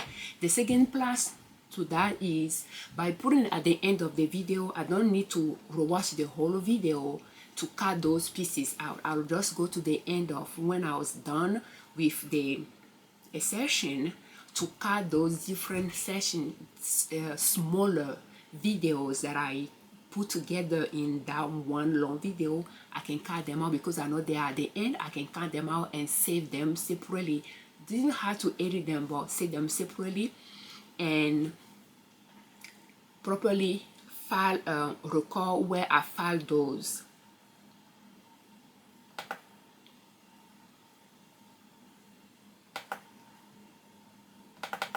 It's very important as well, so that if I want to publish a video from there, I will be able to quickly find the video where I save it, see if I need to edit it, and then publish it.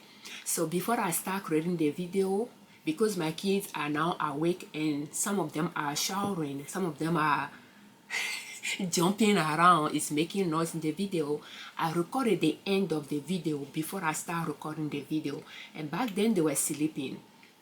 And I created 2 different videos today: how to file Form 941 with no employees, and how to file Form 941 like with employees with wages. So 2 different videos, but each one of those videos have stand-alone videos. And I noticed and easily the first one could have 3 or 4 stand-alone video that I could retrieve as well, but I didn't really plan on it, structure it the way I structured this one, because for this one I know that I'm going to go through the instructions, because multiple things in the instruction will be related to an employer that is paying wages. So therefore that will be an opportunity for me to answer specific questions, and those specific questions I could create specific videos with the appropriate title to those small videos and thumbnails for them.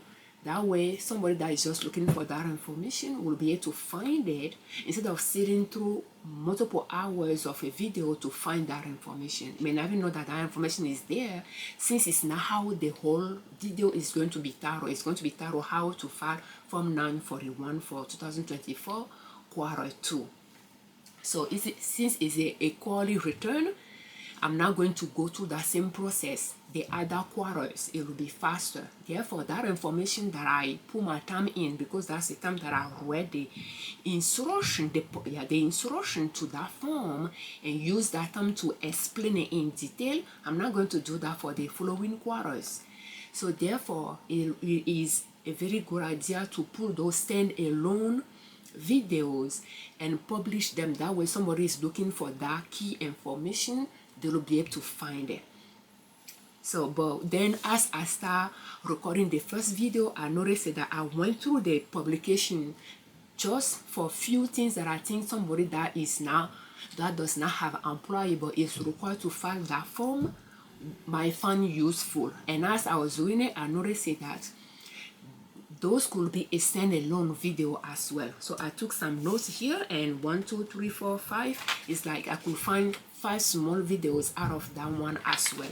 So, and I have 5 from this one and 5 from the other one, and I don't know if I'll be able to really find that 5. It will depend on how I put the information. If I talk about it in different areas of the video, it might take me longer to put those together instead of just creating a new video to answer that specific question. So, but it's not as well structured. That's the difference as this one that I structured. So I went through the whole publication, explaining it after I filed the task, and then I went through my my PowerPoints again, which could be like a little bit of a duplicated information, and answer those specific questions like a summary or a conclusion or a key points that we want to go through again.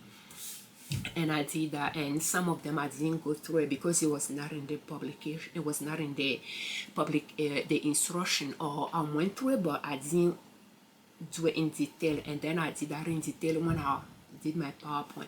But pretty much the point that I'm trying to make is I'm creating content. I want to create content consistently, but at the same time I try to batch content as well. Not because I need it though, but because it's a skill that I'm interested of learning. I don't know why, but batching content is some so appealing to me, but I do not need it because I have a lot of videos that I created and that I have not recorded, I have not published it yet. So when I publish something, I will highlight it. And I have videos from 2022 that I have not published yet, and I've been going through that. And some of them I will listen. For instance, sourdough videos that I'm publishing I recorded back then in 2022, but now I'm playing it and adding relevant recent b-roll in it, and then I will publish it. So, and then I will create the article and thumbnails and all that as well. But I have the video for a while, and so there, and that's why I'm trying to be more strategic while I'm creating the content bank. Because for instance, for this tax return, it will be in my best interest to publish those key small videos that I'm going to pull out, because some of them will be time sensitive.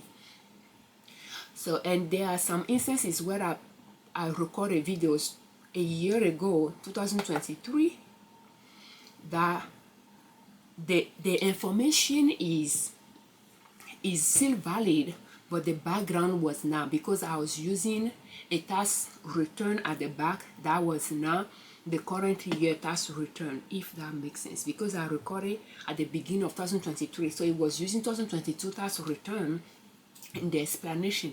So I took the voice in a video editor, I took the voice and I replaced and I created a b-roll of a current, a recent tax return, and then put that voice underneath it. Does that make sense? Because so I listened to the video and I found it accurate, and then I changed the background by putting a b-roll, a new b-roll, and then the voice underneath it. So that's how I'm re-editing my old video that I created that are not quite relevant now because of the background, while the message is still valid.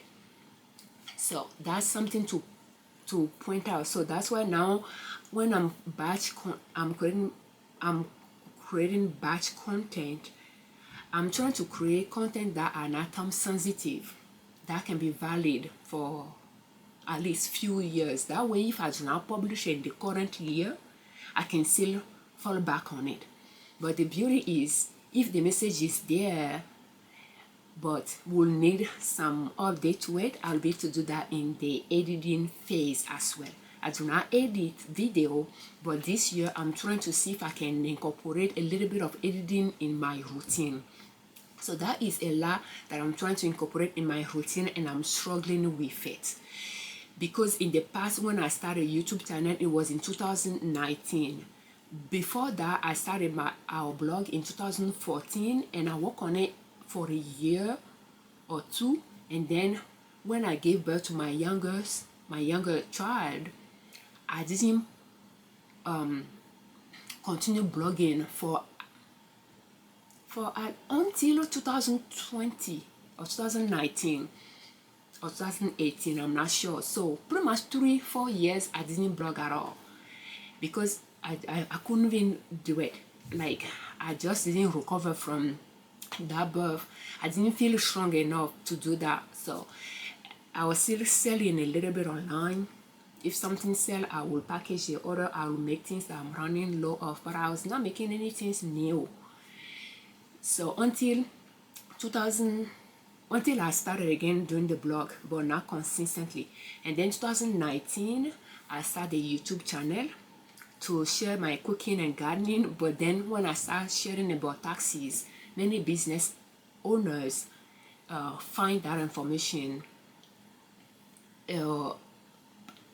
interesting, useful for them. So I add that to the schedule as well.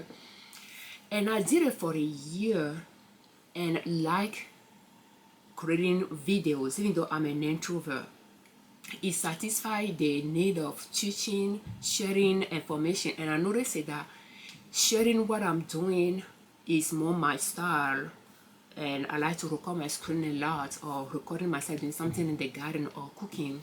But not sitting down and talking is not really my strong suit. So I like to record myself doing something, showing something. But yeah, so, and after doing it for to point it out that when you start recording, when you start creating video, it's okay not to buy, you know, equipment, not to buy too many things. Start with what you have. And frankly, I don't know how to use the phone to record a video, but I know how to use the camera to record a video, because we did have a camcorder that I used to record the kids. So that's how I started. I started with the camera, my computer, because I usually have a laptop to work with, my personal laptop, and I started recording. And later I purchased a tripod, and then I was like $9.99 Walmart tripod, and I use it. And even now it is broken. I bought another one, but I'm not really using that one much, and it is broken, but it cannot stand up all the way, but it can now be used as a small tripod on the table. So that's how I'm using it. But right now the camera is sitting on 2 boxes.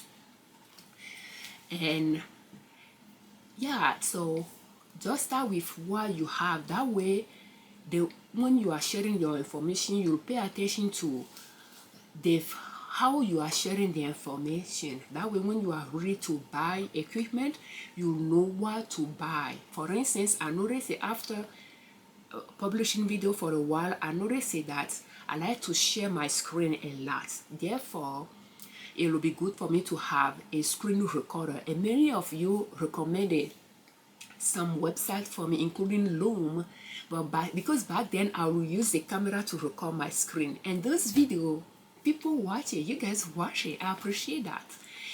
But I know that at some point I will use a screen recorder, and I was thinking of buying Camtasia, but again I searched the free version and find OBS, and that's what I use to record the video, and I still use it.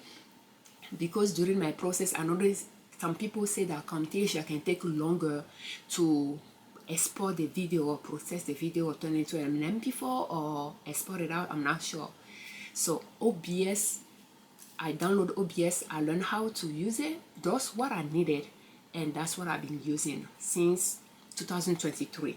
When I started creating video at the end of 2029, it was in 2023 that I started using a screen recorder. Yeah, to record my screen.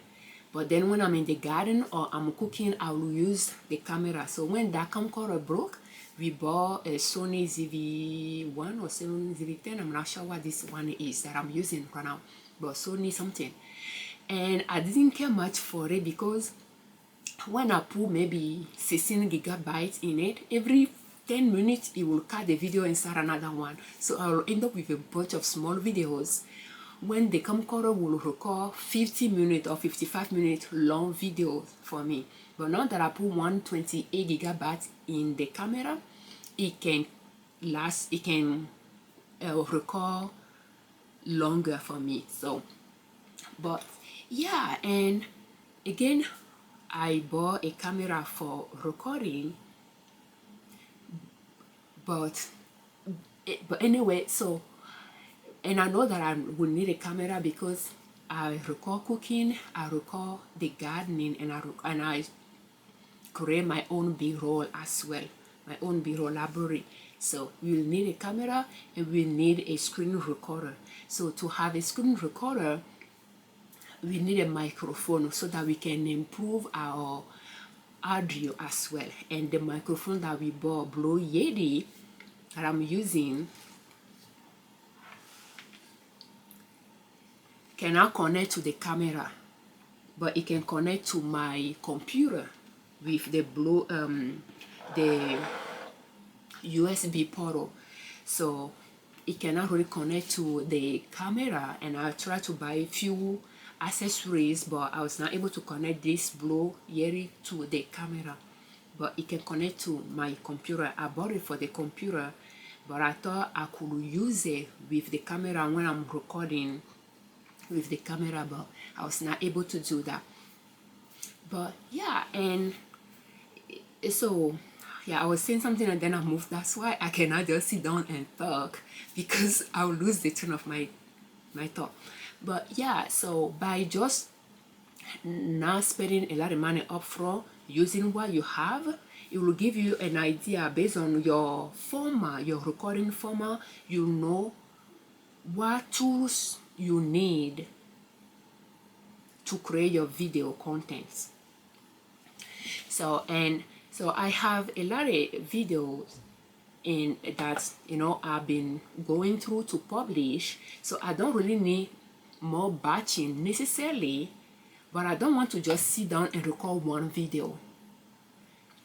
So therefore I'm trying to plan it, to batch it, and the goal is to record about 2 videos or 3.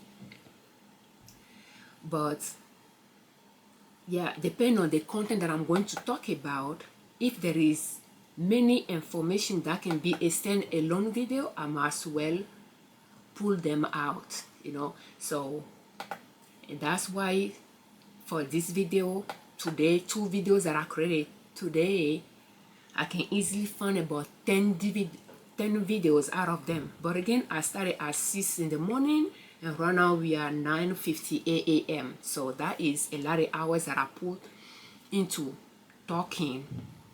So that means I'm going to be exhausted at some point. But I'm glad that I was able to create this video, how to file that tax return, because it was a long video and I knew that it's going to be a long one. And I was well into it before my children woke up and started showering. So yeah, we do have, I'm looking for another example where I create a video and batch create it. So that is, and the way I try to batch create video. So how do I batch create videos? I try not to change too much topic when I'm creating video. This one is a little bit of a change, but it's something I'm adding at the end of the video just to show you the back, the back scene, the backstage, to show you how little bit this video has been put together. It took me some days to read through the instructions. It's just 15 pages, but highlight things that I find interesting. Think about things that can be standalone videos, and then actually search them to see how people are asking that question. Take note of that and put some on my PowerPoint presentation so that I can actually answer those questions. And so it took me some preparation to do that, and then I read the article that I already have on hand and updated and got it ready. So how do I batch content? I search the topic that I'm going to create content on to see what people are also asking. I don't pay attention to information that is already published on those. I pay attention to what people are asking, what Google is suggesting. When I tap, I will tap the topic, and I will see what Google is suggesting, and I'll write something down if that's something I cannot is related to what I'm working on, and I have an answer to it. So, and then what people are also ask, I will scroll to that, and I will just keep. If you keep doing that, it will just keep showing more, and then I will read through them to see what is relevant to my topic. What do I know an answer for? Sometimes one question can be asked 2 different ways, so they will be like the tag, they will be the same question. I'll take note of those, and sometimes I'll create subdivision like topic. I started with Form 941. Form 941 But so that I don't have to scroll too far down for a income tax to withhold, I try to just move it as a separate topic to the side. Deposit schedule is a part of 941, but I put it to the side as well. So those two are the two that I pull away from the 941 and see what people are asking about those. And the one that I put in red are the one that I wrote down on my PowerPoint to answer. And pretty much see what I can pull from here as well. And I think I only took that one and I put that year there as well to pretty much to signify to myself that I answered that question that year, or I created content on it that year. Okay. Doing it again. Okay. So that's how I will try to find related information to the topic. Is 941 in this example from 941, and I'm trying to find what are other questions related that I will naturally talk about, that I can create a specific content to answer that question within it. So I will add those questions together, and I like to put it in a PowerPoint.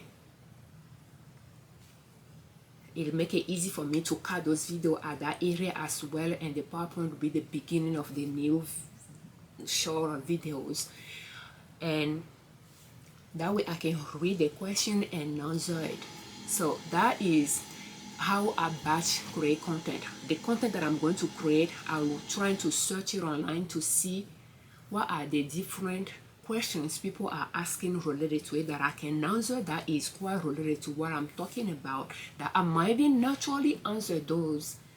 That way I can now completely answer the question while I'm talking. I'm creating the main video, but at the end of the video I will specifically address those questions, answer it to support the main video, but then cut those stand-alone videos out later and save them. And if I'm batch creating content, if I'm creating content, screen recording my computer, that's how I do it.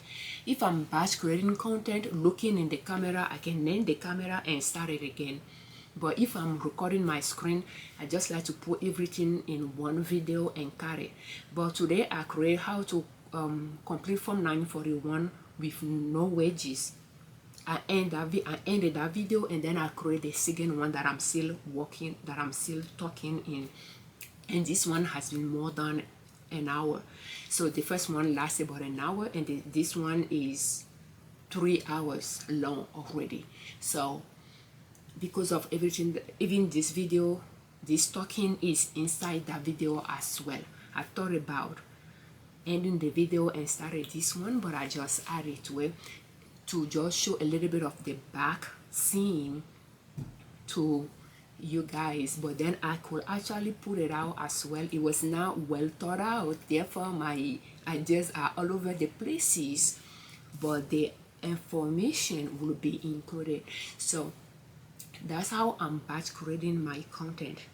I just try to pick, so that but again, there is that things, my information, but I don't post the same thing, the same category of content every week. I will I have 5 categories that I work with. So that means when I cut those subcategories out, I will now publish them back to back necessarily.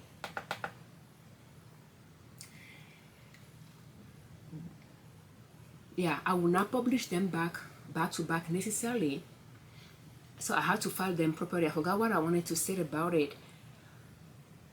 In some way, it may not help you if you are trying to create content for the next few weeks. For instance, it may not be useful for you. I publish content once a week. I wanted to move to 2 weeks a week, but I'm not there yet. And having those batch content will help. But yeah, related content in that one video that I can cut out later, I won't publish it week after week because it is just one category of content, and I have about 5 of them that I publish. And right now Form 941 is just under one category, business management. So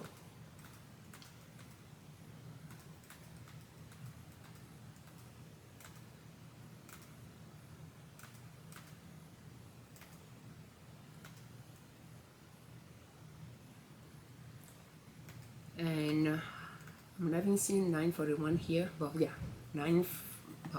is under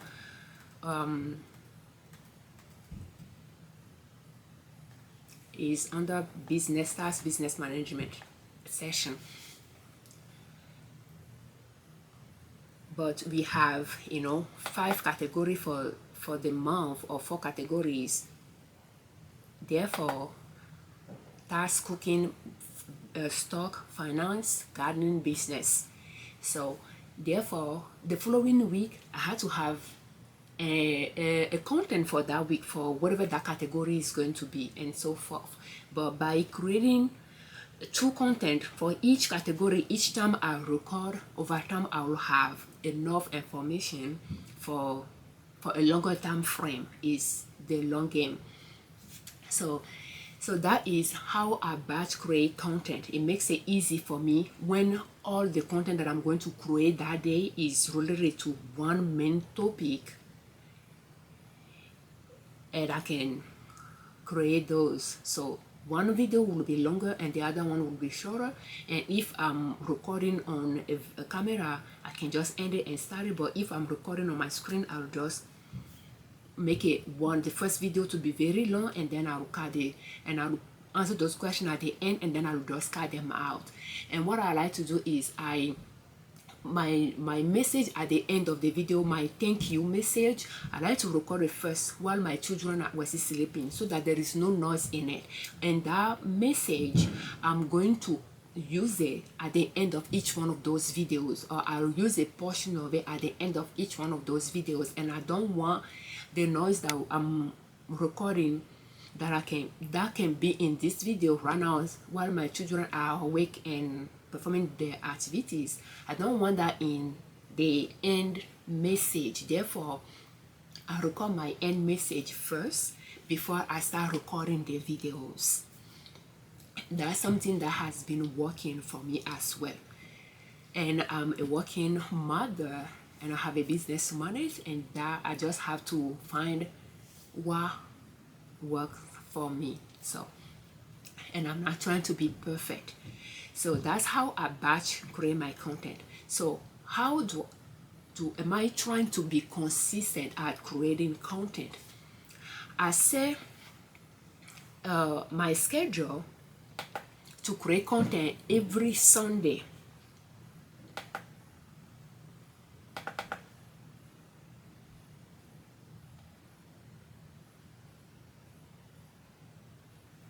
And when something is not in my schedule, when something is not a routine of mine, it makes it a little bit hard for me to follow it. So for instance, when I was creating content in 2019, 2020, there were other things that I was not doing, like my blog, for instance. Sometimes I'll publish articles and sometimes I will not. But after recording YouTube video for a year, and I noticed that that's something I plan to do for a long period of time, I'm trying now to see how I can incorporate video creation in my routine alongside other things as well, because certain things, when I'm learning a new skill, the other things will fall back unless something is due. But now that I know that it's going to be a part of my schedule, I like to see how I can incorporate that into my routine. And my schedule does not dictate what I do. What I do dictate my schedule. So after doing something for multiple times, if I feel good about it, then I know that that's the time for me to put on my schedule. That's how sewing on Saturday got to my schedule, because I know that sewing on Saturday is something that I like to do. Therefore, it has a spot to be. And I used to create POD design for t-shirt design on Sundays as well, and I did it probably in 2020 or 21, 22 perhaps, but then 2023, I'm not sure I did in 2023, but at some point I start recording on Sundays as well, especially this year.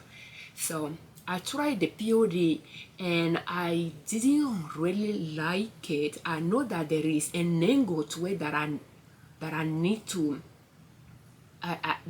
to take it, and I will come back to it, because I do not wear t-shirt, but I put design on shirt for my kids, but I do not wear t-shirt. So selling t-shirt design is not really something. I don't really sell things that I don't use. So, but there is an angle to that, like design for spicy jar and things like that, since I'm gardening, or label for kids things. So there is an angle for that POD that I'm going to take, but I'm putting it for later, so it's on the back burner at this point.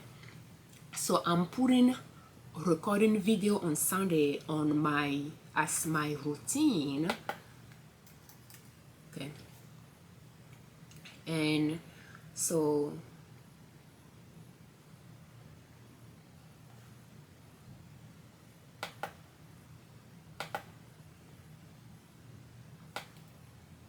that could be the old schedule that I have. Yeah, I think that still be okay. Yeah, this is busy, but this will be the new schedule that I'm following. But pretty much I'm not somebody that changed my schedule. Like, if something is due, something is need my attention now, I can drop everything and work on it, but then I'll fall back to my schedule. So I like to have a schedule that I will just fall back. That's the default schedule. It's not like at the end of the month I have to think about my new month schedule or journal or things like that. The schedule is set. I can update it if I feel like something fell off of my routine and something new is going to replace it. But rather than that, I like to keep my schedule sealed. So I won't have to spend my time updating schedules. So the way I have my schedule is that Sunday I will record videos, Monday I will write the article, Tuesday I will design the thumbnail, and Wednesday I will publish the video.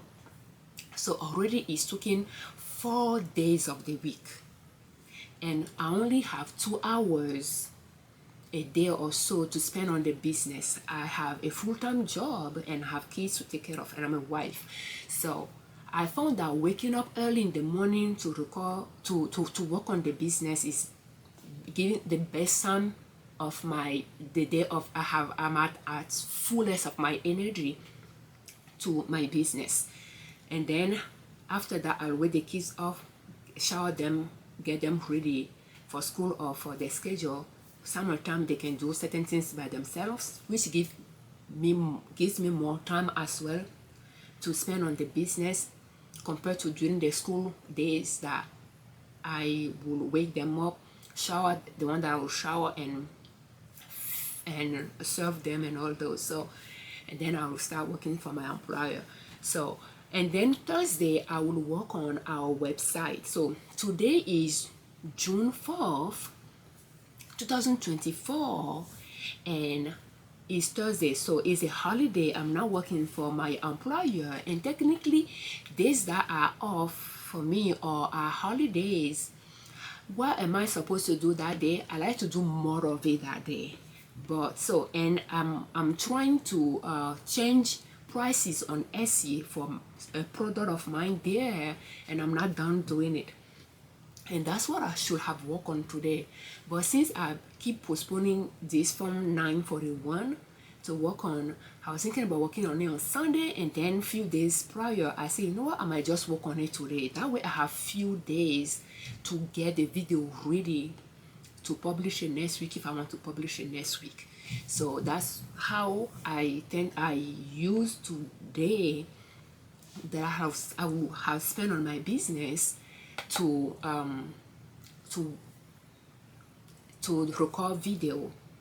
And Friday I work on finance for the business. Saturday I sew, and then Sunday I record videos. And Sunday I record videos because I want to make it a routine to record video every Sunday. So me batching content does not mean I'm creating content for some weeks, I'm not going to record and then I'll record again. No, I want to record every Sunday so that I build that skill. I improve on communication and get that into my routine of recording videos so that I can improve myself. So that's one skill there, and then learn to batch content as well and keep improving on that, even though I don't need to batch content, but that's a skill that I need to learn. So by learning those two skills at the same time, I'm creating my content bank, and by having a lot of content available, if I have the article and the thumbnails ready for them, then I'll be able to publish content twice a week if I choose to. But until then, once a week it is. But yeah, so I'm trying to be consistent at recording video, and then I can be consistent at publishing video, because this year when I'm trying to be consistent at recording video, I noticed that I was not quite consistent at publishing videos. So that is another area that I will work on by managing everything that I'm managing in the business and including the content creation as in the routine as well, and trading stocks in the routine as well. Things are falling off balance. So, and I have not really find that balance that will work for me yet. And right now, by trying to allocate the tasks that are involved with the video creation, I had to, pull. Before I used to spend Wednesday and Thursday on the business, and I had to pull Wednesday away from the business and dedicate it like to physical product side of the business, to dedicate it to the content production side of the business. So yeah, but by allocating a specific time frame for a specific function, you'll know if you can actually fit everything within your schedule, or if something has to give. So the afternoon of Sunday is a time that I like to edit the video, and therefore I like to see how much of editing I can incorporate in my schedule. So it's not going to be like super edited. I'm not trying to be perfect, and I'm not cutting error out of my videos, but maybe cut the beginning and the end off, add b-roll that I needed inside, and that's pretty much it. But how much of editing I'm comfortable with, that way I can little bit by little improving my editing skills as well. And that is pretty much what I'm struggling and I'm working toward. So for this video that I created, let me see.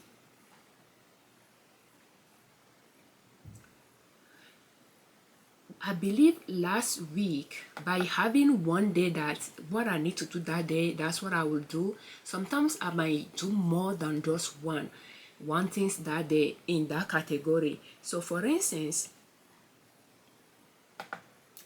I believe last week when I was creating a video,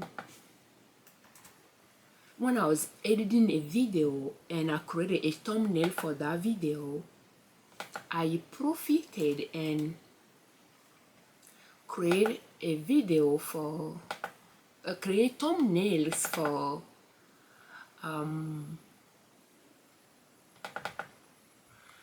Form 941, and by doing so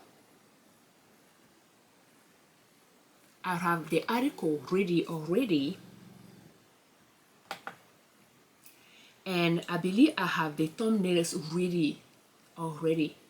But when I'm going to create the thumbnails for the sub videos that I have, I will probably do that all at the same time. Those 5 sub videos or up to 10, what they are, I will do that at the same time so that I have thumbnails for them as well. But yeah, have those specific days to perform specific tasks.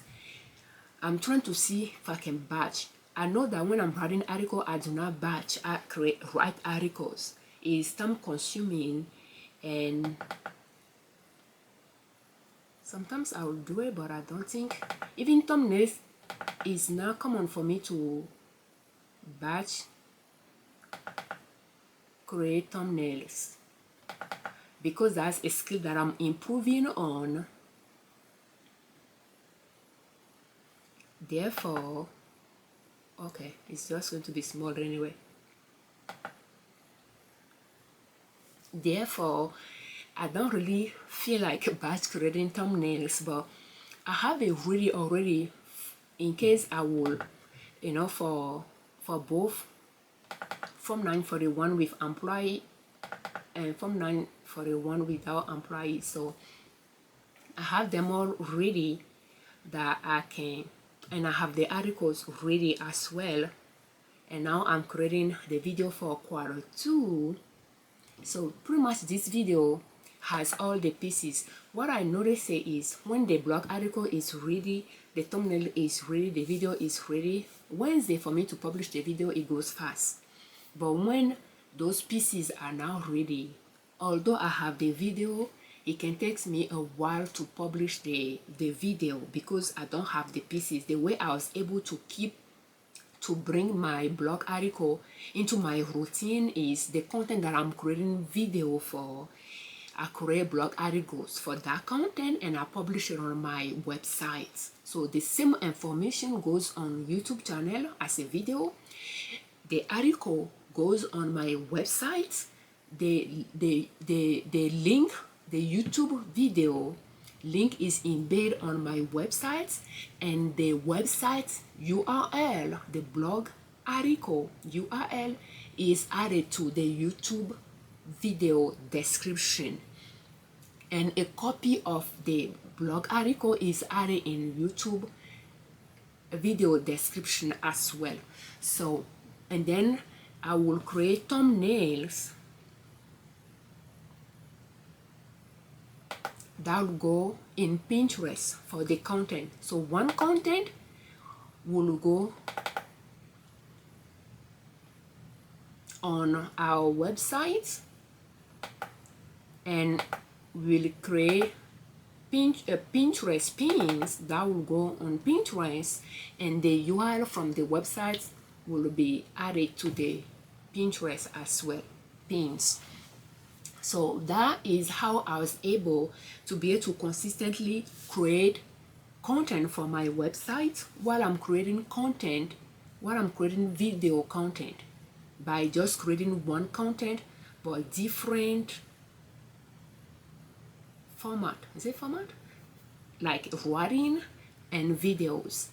And something I wanted to say about that, but yeah, and it is working for me. But when, okay, I know what I'm about to say. When the article is not ready, then I don't publish the video because I had to work on them the same day or finish it the next day.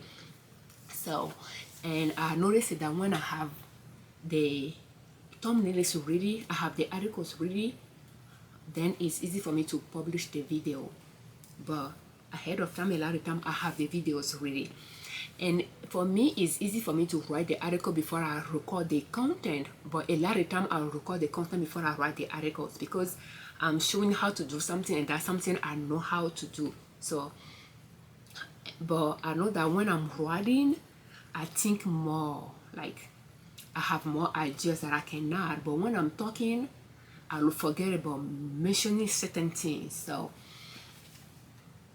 for me, it makes a lot more sense for me to write the article before I record the video. It's not that I'm going to read the article, but things are a lot more structured for me when I'm writing than when I'm talking. So that's how I'm trying to be consistent at creating videos, so that I can improve my skill of creating video, and at the same time I'm batching content to improve my skill of batching content, and see how I can incorporate, how I can become more consistent at creating video content. And this video that I created this morning is an example of that.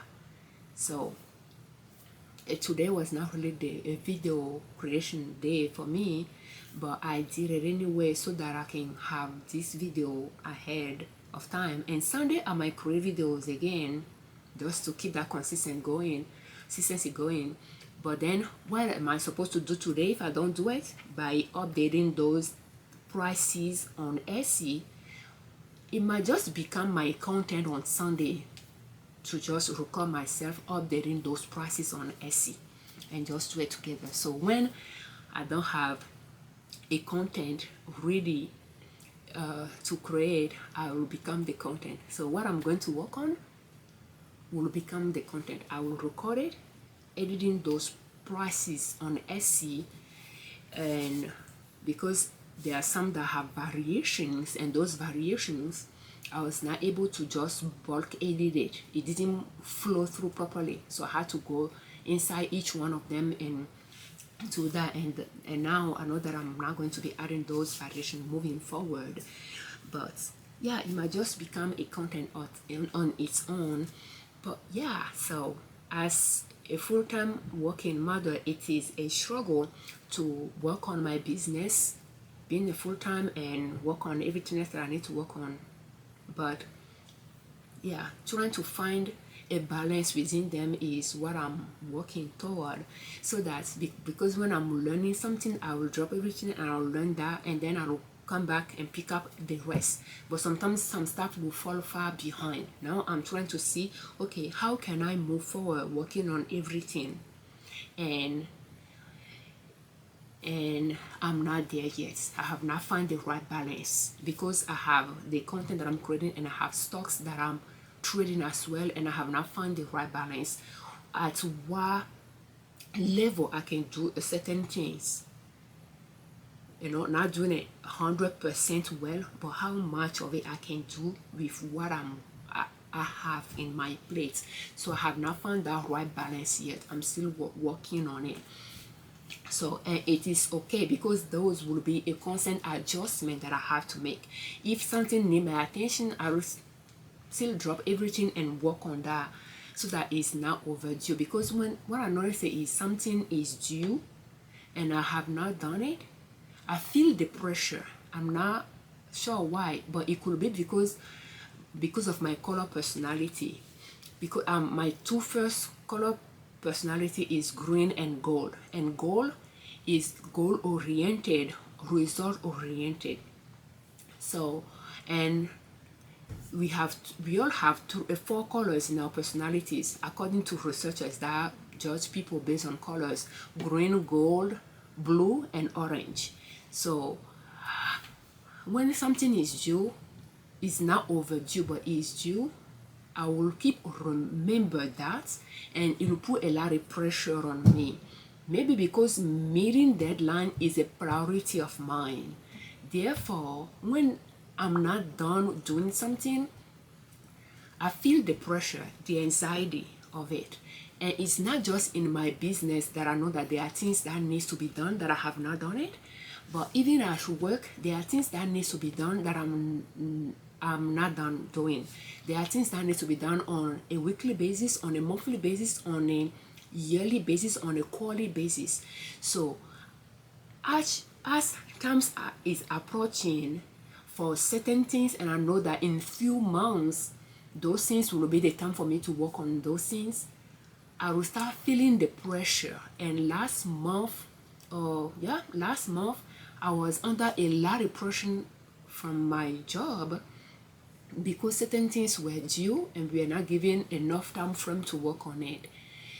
So, and maybe somebody that deadline things is not your things. Maybe somebody that is orange. Some people that are orange, that like competition, some of them might wait until last minute to do things because the pressure that will put on them, they like it. It will make them work more efficiently and faster. But for somebody that like to meet deadline, is a pressure that I'll try to avoid. I like to meet deadline, therefore I don't like to be giving things the last minute to turn back. It's just too much pressure that I'm not comfortable with. And I can feel that pressure with my job, and I can feel that pressure with my business, and it put a lot of pressure on me. So even things are not the last minute, still I can feel that pressure. And when something is done, and is done ahead of time, is done months prior, I just feel the weight lift off of my chest. So yeah, trying to find a balance where I can manage all of those things on my plate so that nothing follows behind is something I'm struggling with and I'm trying to work on. And yeah, so but yeah, so you just have to get to know yourself to see the struggles that you have and what works for you. Some people's schedule don't work for them, so but whatever works for you that you are comfortable with, I'm just sharing those tips in case you want to start creating content and you are wondering if you should. It's worth trying and see. I tried for a year to see how I feel about it, and I like it, and I know that that's something I want to keep working on. Therefore, I start implementing those strategies that can allow me to make a routine out of it, and then continue improving how I'm moving forward. But find that routine where I don't have to let something down to pursue something else, but I can juggle everything. I have not found that balance yet. When I insert something new, something fall off balance, and I have to try to see, okay, so how much of that new things I can do while I'm keeping the others stable. So, but yeah, and it can become a stream of income over time as well. But it's worth giving a try. I just want to share the back stage of the content creation, how I was able to put this together, and the idea behind having those numbers on those questions that I have on the PowerPoint things. And why I did that is because I'm going to cut those and make small videos out of them to specifically answer those questions that people might have that won't have to see through 3 hours of video to find the answer. When the answer to those questions are within 10 minutes. So thank you. And maybe this sit down and talk might be a video by itself as well. Who knows? Thank you so much for your time. Thank you. As a disclaimer, I'm not a lawyer, I'm not a CPA. This information is for educational and entertainment purposes only. Use it at your own discretion. Thank you. We thank you very much for watching our videos. We thank you very much for all your comments. We thank you very much, you all that subscribe to our channel. I'm Afiabi Liberman, creator of Liberman Consulting, L.L.C YouTube channel, and in soap.com, our blog. On our channel and on our blog, we share different ways you can save money and different ways you can make money to reach your financial independence, where you do not depend on an employer to provide for your family. And when you are a business owner and your business is young and you have some time to file your own business tax return, that's one way to keep your business expenses low. At the same time, you are learning how to gather your business financial data in a way that when it comes to tax time, you will be able to file your tax return accurately. Or when you hire somebody to do it for you, you'll be able to give that person the proper document to help them file your tax return for you. And remember, whether you file the return yourself or somebody file it on your behalf, you will sign the final document. Therefore, you acknowledge that what is on the document is accurate to the best of your knowledge. Therefore, you are responsible for the data submitted to the tax authority on your behalf or on the behalf of your business. So either way, the information is your responsibility. So it might be a good idea. So it takes time to file the return yourself, but at the same time, there are some learning that you can draw from it, and one of that is based on the information you need to file the return, you know how to track that information over the month so that when you need it, you will be able to find it. Thank you.